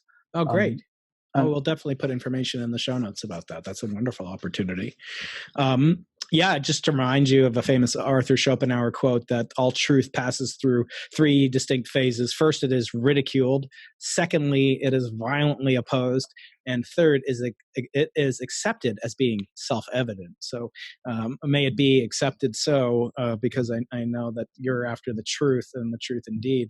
I want to, sort of start to come in towards the airfield and conclude and respect your time. I want to, again. I just want to add one thing about what sure. you just said, because I think it's kind of interesting to people. So, when I wrote this big book, I have a big book. See this? Yes. Yeah, big book. It's a good. I usually keep it on the floor by my desk actually because it's too big to go anywhere else. But the main point of that big book is that there's sort of a different way to think about the world that isn't in terms of kind of the mathematical equations that people like Newton and so on introduced back in the 1600s as a way to think about the world, but it's this thinking about the world in terms of rules and programs and computation and so on. Okay, so put this out there. And what was interesting, as I now realize, there are a lot of fields which accepted this quite quickly. Actually, the one field that had the most kind of pitchforkery, as I call it, was fundamental physics. Yeah, physics, sure. And physicists. But the thing that's been really interesting, it's 18 years since that book came out. And if you look at the history of modeling in science, okay, for if you said to somebody 25 years ago, said, how would you make a model of, I don't know, road traffic flow? How would you make a model of people searching the internet? How would you make a model of how, leaves grow on plants or something? They would say, well, I would think about an equation. I would write down this equation. I would define all these things mathematically, and I would try and solve the equation, et cetera, et cetera, et cetera. Okay? And that was the tradition for 300 years. Well, now if you ask those people how you're going to do it, and you look at the new models people are making of things, they are essentially all computational models. They're essentially all, we have a rule, we have a program, we run it, this is what it does, we can analyze it sometimes in terms of mathematics. And I think it's pretty frigging spectacular, actually, that after 300 years of what had been sort of, back when Newton was first introducing this stuff, there was a lot of fussing about it. How could you be discussing things purely mathematically? There's no way to reason your way through what happens. It's just mathematics. Philosophers were very upset about it, et cetera, et cetera, et cetera. But after 300 years, that's the orthodoxy. Yeah. And then last 15 years or so, well, it's all changed. But that's been a fascinating revolution because it's been quite silent. It's just happened. Yeah. And that was, I give myself a little bit of credit because if you read the preface to New Kind of Science, I basically said that was what was going to happen. Yeah. And that is that what, and nowadays you ask people, how do you make a model of, I don't know, something about, epidemics or something? Well, there are the old-fashioned differential equation models. There are the new kind of agent-based networky type models. The new stuff, it's all kind of program-based models. And people just say, well, of course you do that. Right. And that's the transition. You talked about these phases. That's the thing that as a, for the individual involved in the paradigm shift, so to speak, it's just really a weird thing because it's only 18 years ago that people were saying, it can't possibly be that way. Right. It's never going to work. And now it's all stupid. And then well, I think you look around at the scientific literature and 100% of it is of the new models that are being produced, or practically 100% are working that way. Right. The one area which was not affected in this way of transition to kind of computational modeling was fundamental physics. Yeah. And that's a thing that basically we just changed last week. Yeah. And I think, as I said, you are, by nature of the voluminous output that you produce and by nature of the fact that you work on such high stakes aspects of mathematics, of computation, and of physics, it's natural that you're going to be drawn. Controversy will come to you because of the stakes that are in play here. And I want to encourage people to read these books along with the popularizations, because I think it's impossible, at least in your case, to dissociate. People cannot not take you seriously because you've done objectively foundational work in all these different fields. I do want to, just because you mentioned this slow evolution, and then you mentioned, kind of these paradigm shifts. And I like to think of it almost like Stephen Jay Gould used to say, punctuated equilibria. Like we'll go through these phases and then something new will come along. And what irritates me is that there'll be people who will, decry the state of physics and say it's been stagnant for the last 40 years. And yet when something new and groundbreaking potentially comes along, they'll say, well, I don't understand it. It must not be right. And I'm not going to invest my time in it. But again, you cannot ignore it. Time will tell, certainly. But as you say, you wrote the New Kind of Science 18 years ago. I can't believe that because it seems like only yesterday. It seems like yesterday. My copy is getting old. Yeah, exactly. And I want to encourage people to read. For example, to look at Adventures of a Computational Explorer and see the things that what Stephen's talking about here and how they have borne fruit. And you, in fact, talk about not punctuated evolution, but you talk about these paradigm shifts. You say it's sort of a Copernican moment. We'll get to know just how special or not our universe is. Something I wonder is just how to think about whatever the answer turns out to be. It somehow reminds me of situations from earlier in the history of science. Newton figured out about the motion of planets, but could not imagine anything but a supernatural being first setting them in motion. Darwin figured out biological evolution, but couldn't imagine how the first living cell came to be. And I want to always point out that people say things about Darwin as this ultimately prescient person who had the most important theory of all of science. But again, he had his blunders too. He said things like, it is mere rubbish at present of thinking of the origin of life. One might as well think of the origin of matter. And of course, we know now a great deal about Big Bang nucleosynthesis. My late colleague Margaret Burbidge and the theory and with her colleagues on how stars produce nucleotides, and how we don't really appreciate things while we're in the midst of them. And I wonder, if what keeps you going is sort of this knowledge of history, as you've done a lot of episodes on the history of physics, not just through the lens of your particular vantage point, but I think from an objectively interesting standpoint of what these major breakthroughs were, and how, of course, the culmination that's inescapable is how this physics project might fit into that in the future history of this field, right, as it is written. I think you mentioned Darwin, and I'm always I like history, right? So yeah. I'm always, one of the very fascinating mistakes that Darwin made, it's probably, I consider one of his most interesting mistake, is the lost line of Origin of Species. So he says, I don't have it in front of me, so I won't get it precisely right. But he says basically, just as the Earth is going around the sun according to the fixed law of gravity, so new species, ever more complex, are being produced. Forms. So he thought, that's a very, very interesting idea. It turns out to be wrong, but it's a really interesting idea, that there is an inexorability to the production of complex species as a result of some force that he tried to work out, didn't succeed. One of his kids actually who became a mathematician, tried to help him do this, to figure out, is there sort of a mathematical theory of the way in which sort of what we now understand of as things like complexity and so on can arise. And he thought that, like the law of gravity tells us about the Earth going around the sun, that there might be a similar thing that will come out from natural selection.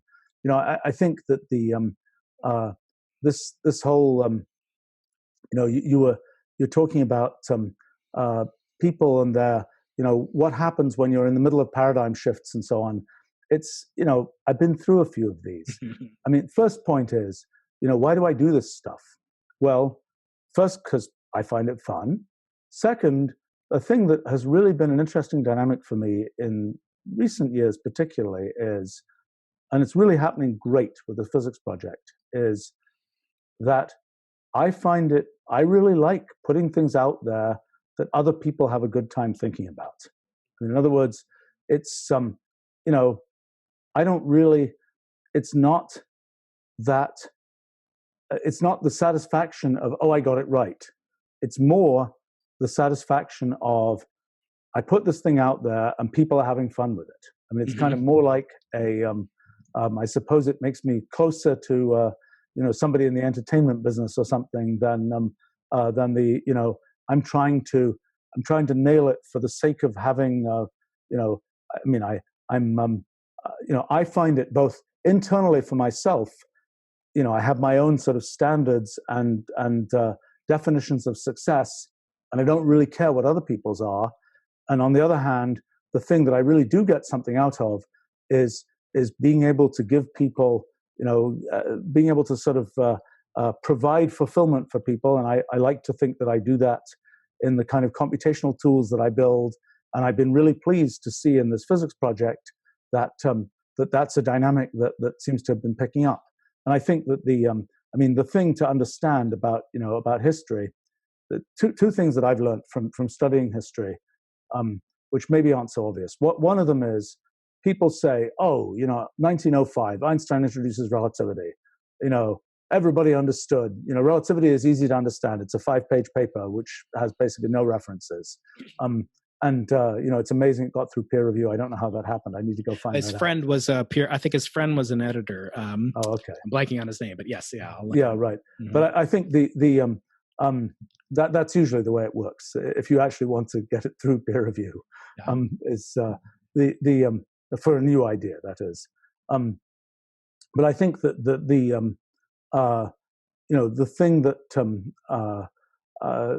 the real story is, 1905, 1910, it took many, many, many years before people routinely accepted the theory of relativity as more than just this weird pseudo-philosophical, kind of pseudo-mathematical type thing. And, it's always, so first thing is, these things that you read in history books that say, such and such was discovered, boom, everything changed. Doesn't usually paradigm shift, right? That's right. It happens more with technology, actually, than it does with intellectual things. But that's the first thing. The second thing is, when you read in some place, so-and-so on this day figured out this grand idea, okay? That never happens either. Right. What happens is that you end up having to build up this intellectual context, and it takes years, decades sometimes. Once you've built up that context, then maybe there is some triggering event that happens very quickly. But without, there's always a story behind, all these things where it's like, so-and-so noticed this thing, and that was that was how they discovered whatever it is. It's never true. It's always so-and-so was thinking about this and working towards this and had an idea that was going to happen. Oh, and then they saw this particular thing, and then boom, a lot of stuff happened. And that's that's the experience from the inside, so to speak, is that it's glacially slow. Yeah. Both in terms of the response. I mean, the response in the world is always it's just charming to me, because it always works this way. At the beginning, I think you were quoting this sort of principle of how this works, but I think that's absolutely right. I mean, in the beginning, it's like, oh my gosh, can't possibly be this way, et cetera, et cetera, et cetera. And then eventually it's like, but it was totally obvious. Yeah, that was obvious. Of course obvious. it's that way. Right. How could it be any different? Right. I think that's, I mean, for the individual involved in initiating that, it's an interesting thing to watch. You have to be, I think for me, I've actually always had a certain degree of detachment from, which is not necessarily always, that's a challenging thing for ideas. To what extent do you just put the idea out there in the world, and to what extent do you package it, and to what extent do you push it? Yeah. Right? And so my point of view is, I put it out, I package it as best I can. I don't spend a lot of effort pushing it. Yeah. And packaging it means, for me, that means, do I write, do I try and make the thing accessible? Do I try and for me, that's super helpful for me too, because like I've been for this physics project, like last Friday, I did a kind of briefing for kids about the physics project, where I was trying to see, could I get the physics project to a middle school type level? And, I think I did okay. But I had a bunch of ideas actually while I was doing that, while I was talking about it, because I realized this is an easier way to explain this thing. And by golly, it helps me understand it. Right. And so that's but by the time it's more kind of like the go convince people. Right. You gotta convince this person. Make it. And the person says, but I've been doing physics this way all my life.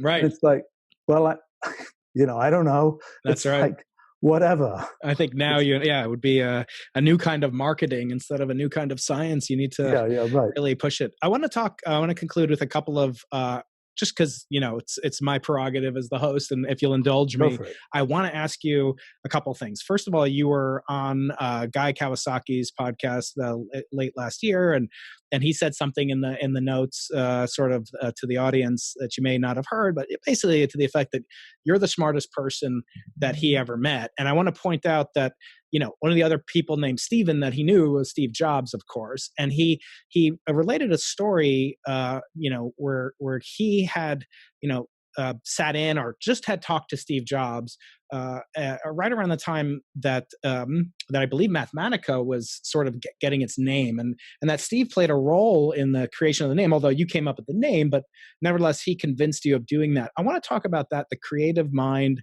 but also something that you share in common with him, in my opinion, which is your ability to motivate teams, and I saw that firsthand. We've known each other for 5 or 6 years now, but I've seen it with your team and the interactions that I've had with you, that you're exquisitely organized, you're very disciplined, but you have this camaraderie that you build up within the team that, as you describe in Adventures, as sort of, like a movie set, and when they wrap up, that you're compiling these projects. And I wonder, when you were working with Steve and sort of, were there lessons that you got from him? Obviously, it made its way into the next machines, and that eventually led to Tim Berners-Lee, creating arguably the World Wide Web on a machine that had Mathematica running. Yeah, right. Funny story, right? Yeah. Footnote to history. Yeah. Footnote to history. So how do you, as a leader, because you're also the CEO of a company and founder of it. How do you go about this process? We're going to have links to this wonderful blog post that you wrote about a year ago about kind of your life hacks and so forth. But with the typical thing for a mathematician, you say, how do you know if a mathematician is outgoing? They look at your shoes when they talk to you instead of their own. You don't have that. You're not shy, and you will have the ability to motivate people and to lead. And I wonder, where does that come from? Does that come from being a student of corporations, or how do you figure out how to be a leader? And what? No, I think that the real thing with leadership, as far as I'm concerned, is to define a vision and be able to have something which you're excited about, communicate that excitement to a team, and it's also about caring about people and knowing something about people. I mean, I think I've been over the last 33 years that I've been building up my company, I've been fortunate enough to accumulate a lot of super talented people from around the world. Mm-hmm. And, I find people interesting, people, figuring out how does this type of talent fit into what we need to do at the company. When we build a new project, it's like a puzzle. Like, we've got all these talents, we've got all these projects we want to do. How do you fit them together? I mean, I think I think, as far as I'm concerned, it's a lot about, defining something. I think my responsibility as a manager is to make sure that people have something interesting to do, and to make sure it's something that they care about, that they feel fulfilled when they've achieved it. Those are things that I think are important. That's my responsibility, so to speak. Maybe their responsibility is to actually do the work to help make that happen. But my responsibility is, keep it interesting, keep it something that's really meaningful to the world, I hope, and to the people who are working on it. Mm-hmm. And I think, this point about, I happen to be interested in people. I think Steve Jobs he has very different, his and my style of managing people, I think, is rather different. His one feature of anybody who does hard projects, big projects that have never been done before, is they take a lot of just pure human pushing effort to make happen. And, what does that translate into? I think Steve's way of doing it may be slightly different from my way of doing it, but I think we both probably shared the fact that we could get really pretty pushy in trying to get projects to happen. I think the reason that happens, I finally understood. We've done many software releases, we've done many, big projects, and it's like, why is it that at the end, I said for a long time, there's never been, we have a team I've worked with for a long time doing big software releases. It's like, we've never had a calm release, a fully calm release. Why is that? Right? And then, having had that theory, we finally had one that was basically really very calm about a year ago. So to every theory, there's an exception. But really what happens is teams they work on their part, but when you're integrating the whole thing together to build the final thing, there always are pieces that weren't in anybody's silo, so to speak. And so somehow you have to push all these pieces together and sort of bridge those gaps. And that's one of the things that I think requires the most kind of sort of human pushiness. Mm-hmm. But I would say that for me, I happen to find people interesting. Mm-hmm. And I happen to, I think if I didn't, I would have gone crazy CEOing a company for more than half my life. Yeah. Because, it's, you always see weird things happen. There's always some weird pathological thing that happens. And it's like, oh, I've never seen that one before. But also, it's, I think I like to believe that I can work with a very wide range of different kinds of personalities, and that it's possible to figure out, for these different personalities with different skill sets, how can they fit into some overall vision that we have. And I find that interesting rather than frustrating. I think other people might find that frustrating. So, I think I for whatever reason, I kind of got two interests in life. One is in kind of drilling things down to sort of this reduction, this level of doing sort of intellectual, sort of clean thinking type stuff. And the other is people who are kind of almost the exact opposite of that. Right. Steve Jobs, one thing that I always liked about Steve, very clean thinking guy, very much a, what's the point? what's the point? What's the essential point? Not what's all the complicated, fluff around it, but what's the core essential point? And I think that in a sense, a lot of what I try to do in science and in technology is similarly sort of what's the point type thing. Mm-hmm. And it's but not so much with people. I think that it's different and different interests. Interesting. Yeah, I want to just close up with a couple more comments, questions about legacy, and this is again from Adventures of a Computational Explorer. You say lessons of the past in the chapter section called Lessons from the Past. A few years ago, I was visiting a museum and looking at little wooden models of life in ancient Egypt that had been buried with some king several millennia ago. How sad, I thought. They imagined that this would help them in the afterlife, but it didn't work. Instead, it just ended up in a museum. But then it struck me, no, it did work. This is their afterlife. And they successfully transmitted some essence of their life to a world far beyond their own. And it reminded me a little bit of a quote by Sam Harris, who is, you probably know, a very popular podcaster, author, neuroscientist.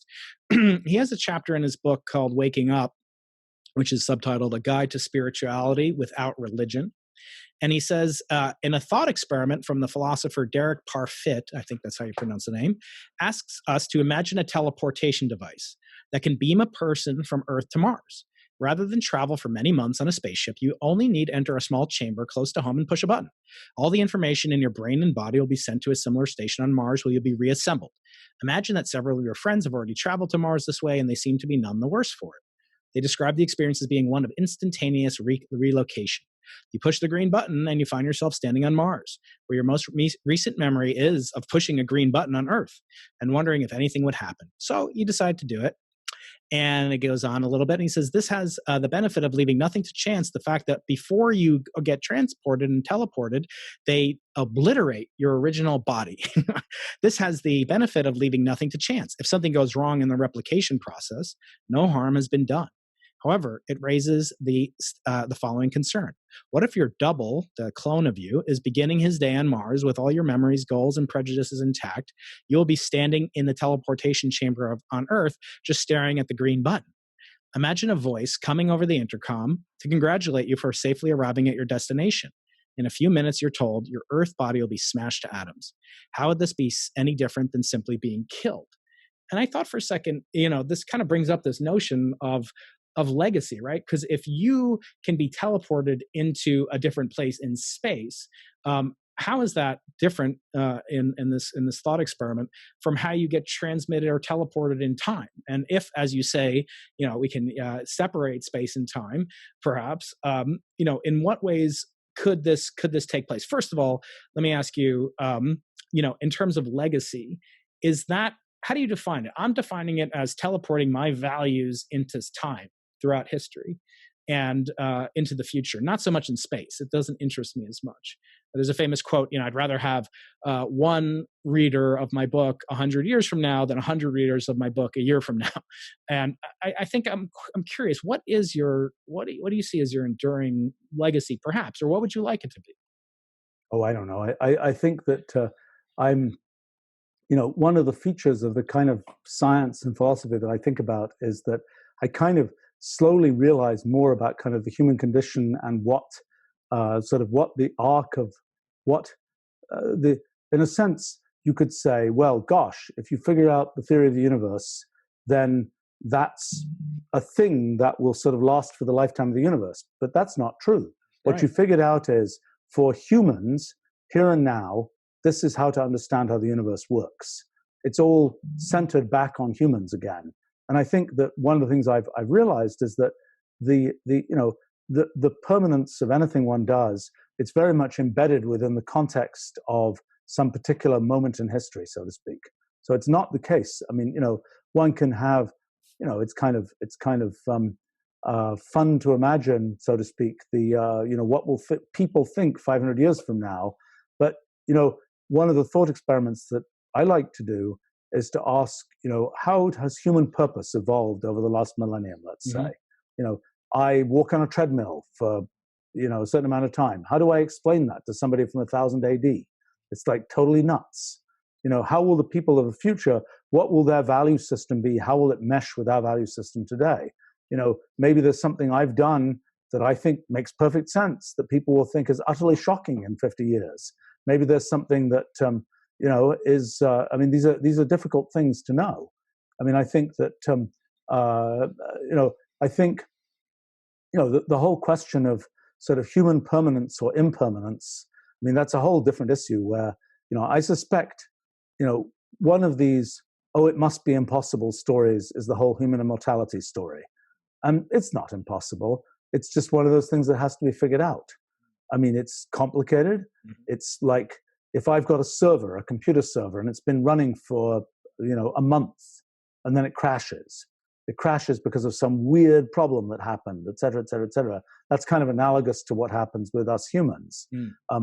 But we don't even understand it for computer servers, let alone understanding it for the more complicated case of our sort of molecular computing thing that's us. Mm-hmm. So I think, one of the things that is interesting to think about in your sort of, I would say it's a ship of Theseus. Yes. Derek Parfit's thing mm-hmm. is a kind of a version of the ship of Theseus transported another few millennia forward, so to speak. That was sort of an old philosophical kind of question of when you replace pieces of a ship, board by board, when is it the same ship? At what point does it stay to being the same ship or not? If it's been completely replaced, right? Mm-hmm. Right. So it's but I think it's an interesting thought experiment. Imagine immortality, either biological immortality or digital immortality. What does it then mean? What are your values if you can achieve digital immortality or biological immortality? I think digital immortality is probably the more extreme case because it has, for example, biological immortality still has issues like there's only one of you. Whereas digital immortality, that isn't the case at all. So what do you then, it's sort of an interesting question. Let's imagine, I think my version of this has been the box of a trillion souls. What if the future of humanity is a box of a digital, I think the very notion of a soul is actually kind of a fascinating projection from the distant past into this idea of computation. There's something about brains that isn't physical. What is it? Now we know it's basically computational. In the past, that was described as, the soul. So it's this box of a trillion digital souls. And, let's imagine that's the future of humanity. And that's where, some of us, at least in the future, end up. And then the question is, what is the value system at that point? What is the, you say, I want to have a legacy. And you say, well, okay, I'm plopping my legacy. I'm one of these people who records, every keystroke I type and all this kind of thing. Wears cameras to conferences, right? Yeah, that type of thing, right? So, and I certainly suspect that there's enough data kept about me that it isn't a big AI effort to reconstruct me from the data that's kept about me. Mm-hmm. And the question then is, okay, so what? Yeah. Then what I have to ask is, so there's the reconstructed me, or there's even the digitally uploaded me that's in this box of a trillion souls. What do I then care about? Mm. What thing do so I don't claim that I've resolved this question either for myself or for anybody else, but I think one of the things I find interesting about these sort of philosophical and conceptual questions is this. When, it's kind of like, for example, in this physics project, actually imagining that we might have a serious chance of finding the rule for the universe really gets one running in terms of thinking about the philosophy of it. When it's still off in the distance, it's one thing. But I think, I haven't really internalized the philosophy of digital uploading and so on. And I think, at some point it's a worthwhile thing to think about. And so the answer, I'm giving you a very long answer to a short question about, how do I feel about legacies of things? The answer is I don't really know how I feel yet, because I think that, we are at the first time in history when, here's one bizarre thing to think about, okay? We're at the first time in history where a lot of what's going on in the world is being recorded. Yeah. So we kind of know what happened. Now, if you look at a lot of human history, people say, what's the real point of life, the universe, and everything?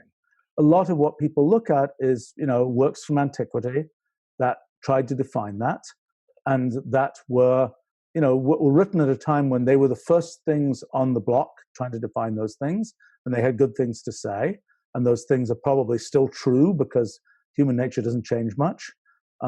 But people were looking to the past to know what's important and so on. They were looking to these, and so one of the questions is, when we look to the future, the box of a trillion souls, when we're free of all kinds of limited resources and all these kinds of things, one of the most bizarre things that I can imagine is people will say, oh, those guys at the beginning of the 21st century, we know exactly what they did and why they thought about things. They must, that is true humanity right there. That's what we have to go figure out, why they did what they did. Because now we don't have any of these constraints. We don't, where there is no sort of true humanity anymore because we don't have the constraints that they had at the beginning of the 21st century. Very good. Yeah. And, let's go look at all those podcast episodes and try and understand, let's try micro reconstruct, why did they do what they did? Because that is the true meaning. That's the thing that, in this question about sort of the translation of meaning, and there's no abstract version of meaning. Meaning comes from the sort of historical thread, and we are in the part of the historical thread where we're recording what we do, but we're not yet to the point where there are no constraints. So it's sort of we may have more responsibility than we think, so to speak. Yeah. About what the future of human history is, and I think that there will be pieces of that are big pieces that are I'll be. Like this idea of computational irreducibility that I've had, that idea is going to be very important for the future of human history. And you may not know that yet, but it's just like ideas like force and momentum that came out of the science of 300 years ago have been important in ways of thinking about things. I was amused last summer. I happened to be giving some testimony for the U.S. Senate, and it's the first time the word computational irreducibility made it into the congressional record. Now it's permanently. It tells one something about, in that particular case, it was a type of law that just can't possibly make sense. Yes. And this is going to happen more and more of understanding what can we understand, what can we not understand when we have the AIs. What do we, what is the constitution we set down for the AIs about what we want them to do and not do? How does it all work? That idea, like many of these things, I can tell you now, and you can go, check it out in however many years, computational irreducibility will be, it's already a reasonably known thing, but it will be a very well-known thing in time. Yeah. And in time, it will seem completely obvious. Interesting. Yeah. And how, revolutions in physics, which you wouldn't necessarily think would have theological or philosophical implications, just thinking about from Newtonian and kind of Aristotelian even, prime movers to Newtonian, angels keeping the universe from contracting in on itself, to obviously the quantum revolution and all those implications that come from a very analytic branch of human intellectual discourse, and yet make their way into these, sort of very weighty implications. And I wanted to finish up the discussion that we're having and schedule a future one, because I want to come back after the book comes out, and I want to get to that in a minute. But I want to finish up with three, kind of short answer questions. Oh gosh, those are always the worst. I know. Well, a very good short answer. One of them will be one of them will be very short because it's just standard. But this one may or may not be. I want to go the opposite direction. We talked about your legacy, which is legacy of us as human beings, as fathers, as people, teachers and educators, etc. I want to go the opposite direction. If you, so in my book, I have this wonderful quote from Søren Kierkegaard, who really sums up the astronomer's kind of dilemma, which is that his quote is that life can only be understood backwards, but it must be lived forwards. And I want to ask you in a brief way, what aspect of life was perplexing, mysterious, that was hard for you to understand? Admittedly, you were very precocious, 20-year-old with a PhD from Caltech, but as a 20-year-old, what was mystifying about life that now makes more sense to you? Perhaps now with the benefit of time has brought you some wisdom about it. I don't know. I think look, I've slowly learned more and more about more and more kinds of things. I mean, I it's kind of I mean, one of the things that I sort of has been a fortunate thing in my life is just kept learning more stuff, and I have a decent memory. So, gradually after you've learned enough fields, learning a new one is more efficient, and you make all these cross connections. I think when I was 20 years old, I was doing physics, and that was all I was doing, and that was all I knew about. I didn't know about companies. I knew about computers as well, but I didn't know about all these different kinds of things. And so, that for me is the fact that I think if you'd asked me then, are these other things interesting? I would have said, no, I think physics is the most interesting thing. But turns out lots of stuff is interesting. I think my wife would, for example, say about me that, one feature that I have is I'm one of these people who has to figure out everything for themselves. So, nothing, and she's always giving me a hard time, that, 25 years ago, she told me something or other. And then I suddenly say, okay, now I'm going to do this. It's like, everybody knows you should do that. That's right. It took me 25 more years to figure it out. So right. it's I think that probably the wisdom of everybody else maybe was not, I've slowly learnt probably that, my default of is the wisdom of everybody else correct versus do I have to figure it out from first principles, maybe has changed slightly. Interesting. And I'm sorry, I need to go in just a moment here. So. Okay, so I just want to finish up with a question I ask all my guests. That do you think that creativity, imagination, our center is named after Arthur C. Clarke Center for Human Imagination? Can creativity of the kind that you exemplify, can that be taught? Can it be something passed on from a mentor to a protege, or is it something that really is inborn, innate, intrinsic? Don't entirely know. Mm-hmm. And I'm not through lack of data, so to speak. I mean, I think that I think a lot of people have intrinsic creativity. I think it is often squashed out of them by, for example, the educational system or by the expectations they think the world places on them. Yes. I mean, one of my kind of hobbies has been sort of trying to teach about computational thinking and other things to like middle school kids and younger and so on. And it's really fun and it's really interesting to me.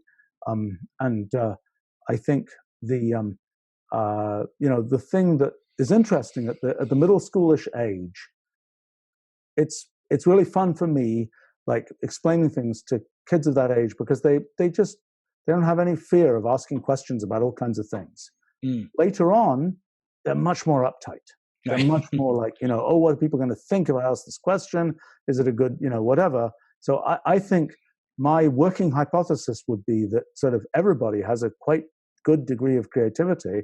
It's a question of whether they have the forcefulness, perhaps, confidence, or the things around them develop enough of that they can bash through and apply it. I mean, things I've done, like, this physics project of mine, this is, it took even me, and I've been involved in, big projects. I've done lots of things where people said couldn't possibly work, and I do it anyway, and it works out just great, and so on. I've had a lifetime building up confidence to do projects that are difficult and sort of, out of the mainstream. And even for me, this project took decades to have happen and almost didn't happen. That perseverance. I think it's my feeling is there's, the effort to get your creativity out. That's a big challenge. Yes. And can the world help people with that? They probably can. Can you add on creativity on top of somebody who's sort of had it squashed out of them? That I don't know. But, I think it's intrinsically there, and it's really the challenge is to just feel that you can express it and get the confidence to be able to do it. Excellent. Okay, I want to thank you for your generosity of your time and your ideas and your thoughts. I'll put in a little bit of a plug zone. You can find Stephen on Twitter at Stephen_Wolfram. You can find WolframAlpha. You can find as many books. We'll link to them all, wolfram.com. And I just want to thank you so much for this wonderful conversation and chance to pick your brain. We'll get it out. Yeah, it was so much fun. Thank you so much, Stephen. Have a wonderful evening. Thanks. Bye. Yep. See you. Bye-bye.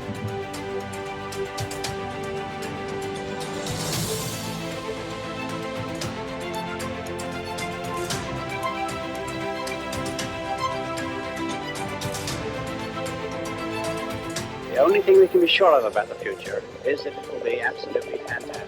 5, 4, 3,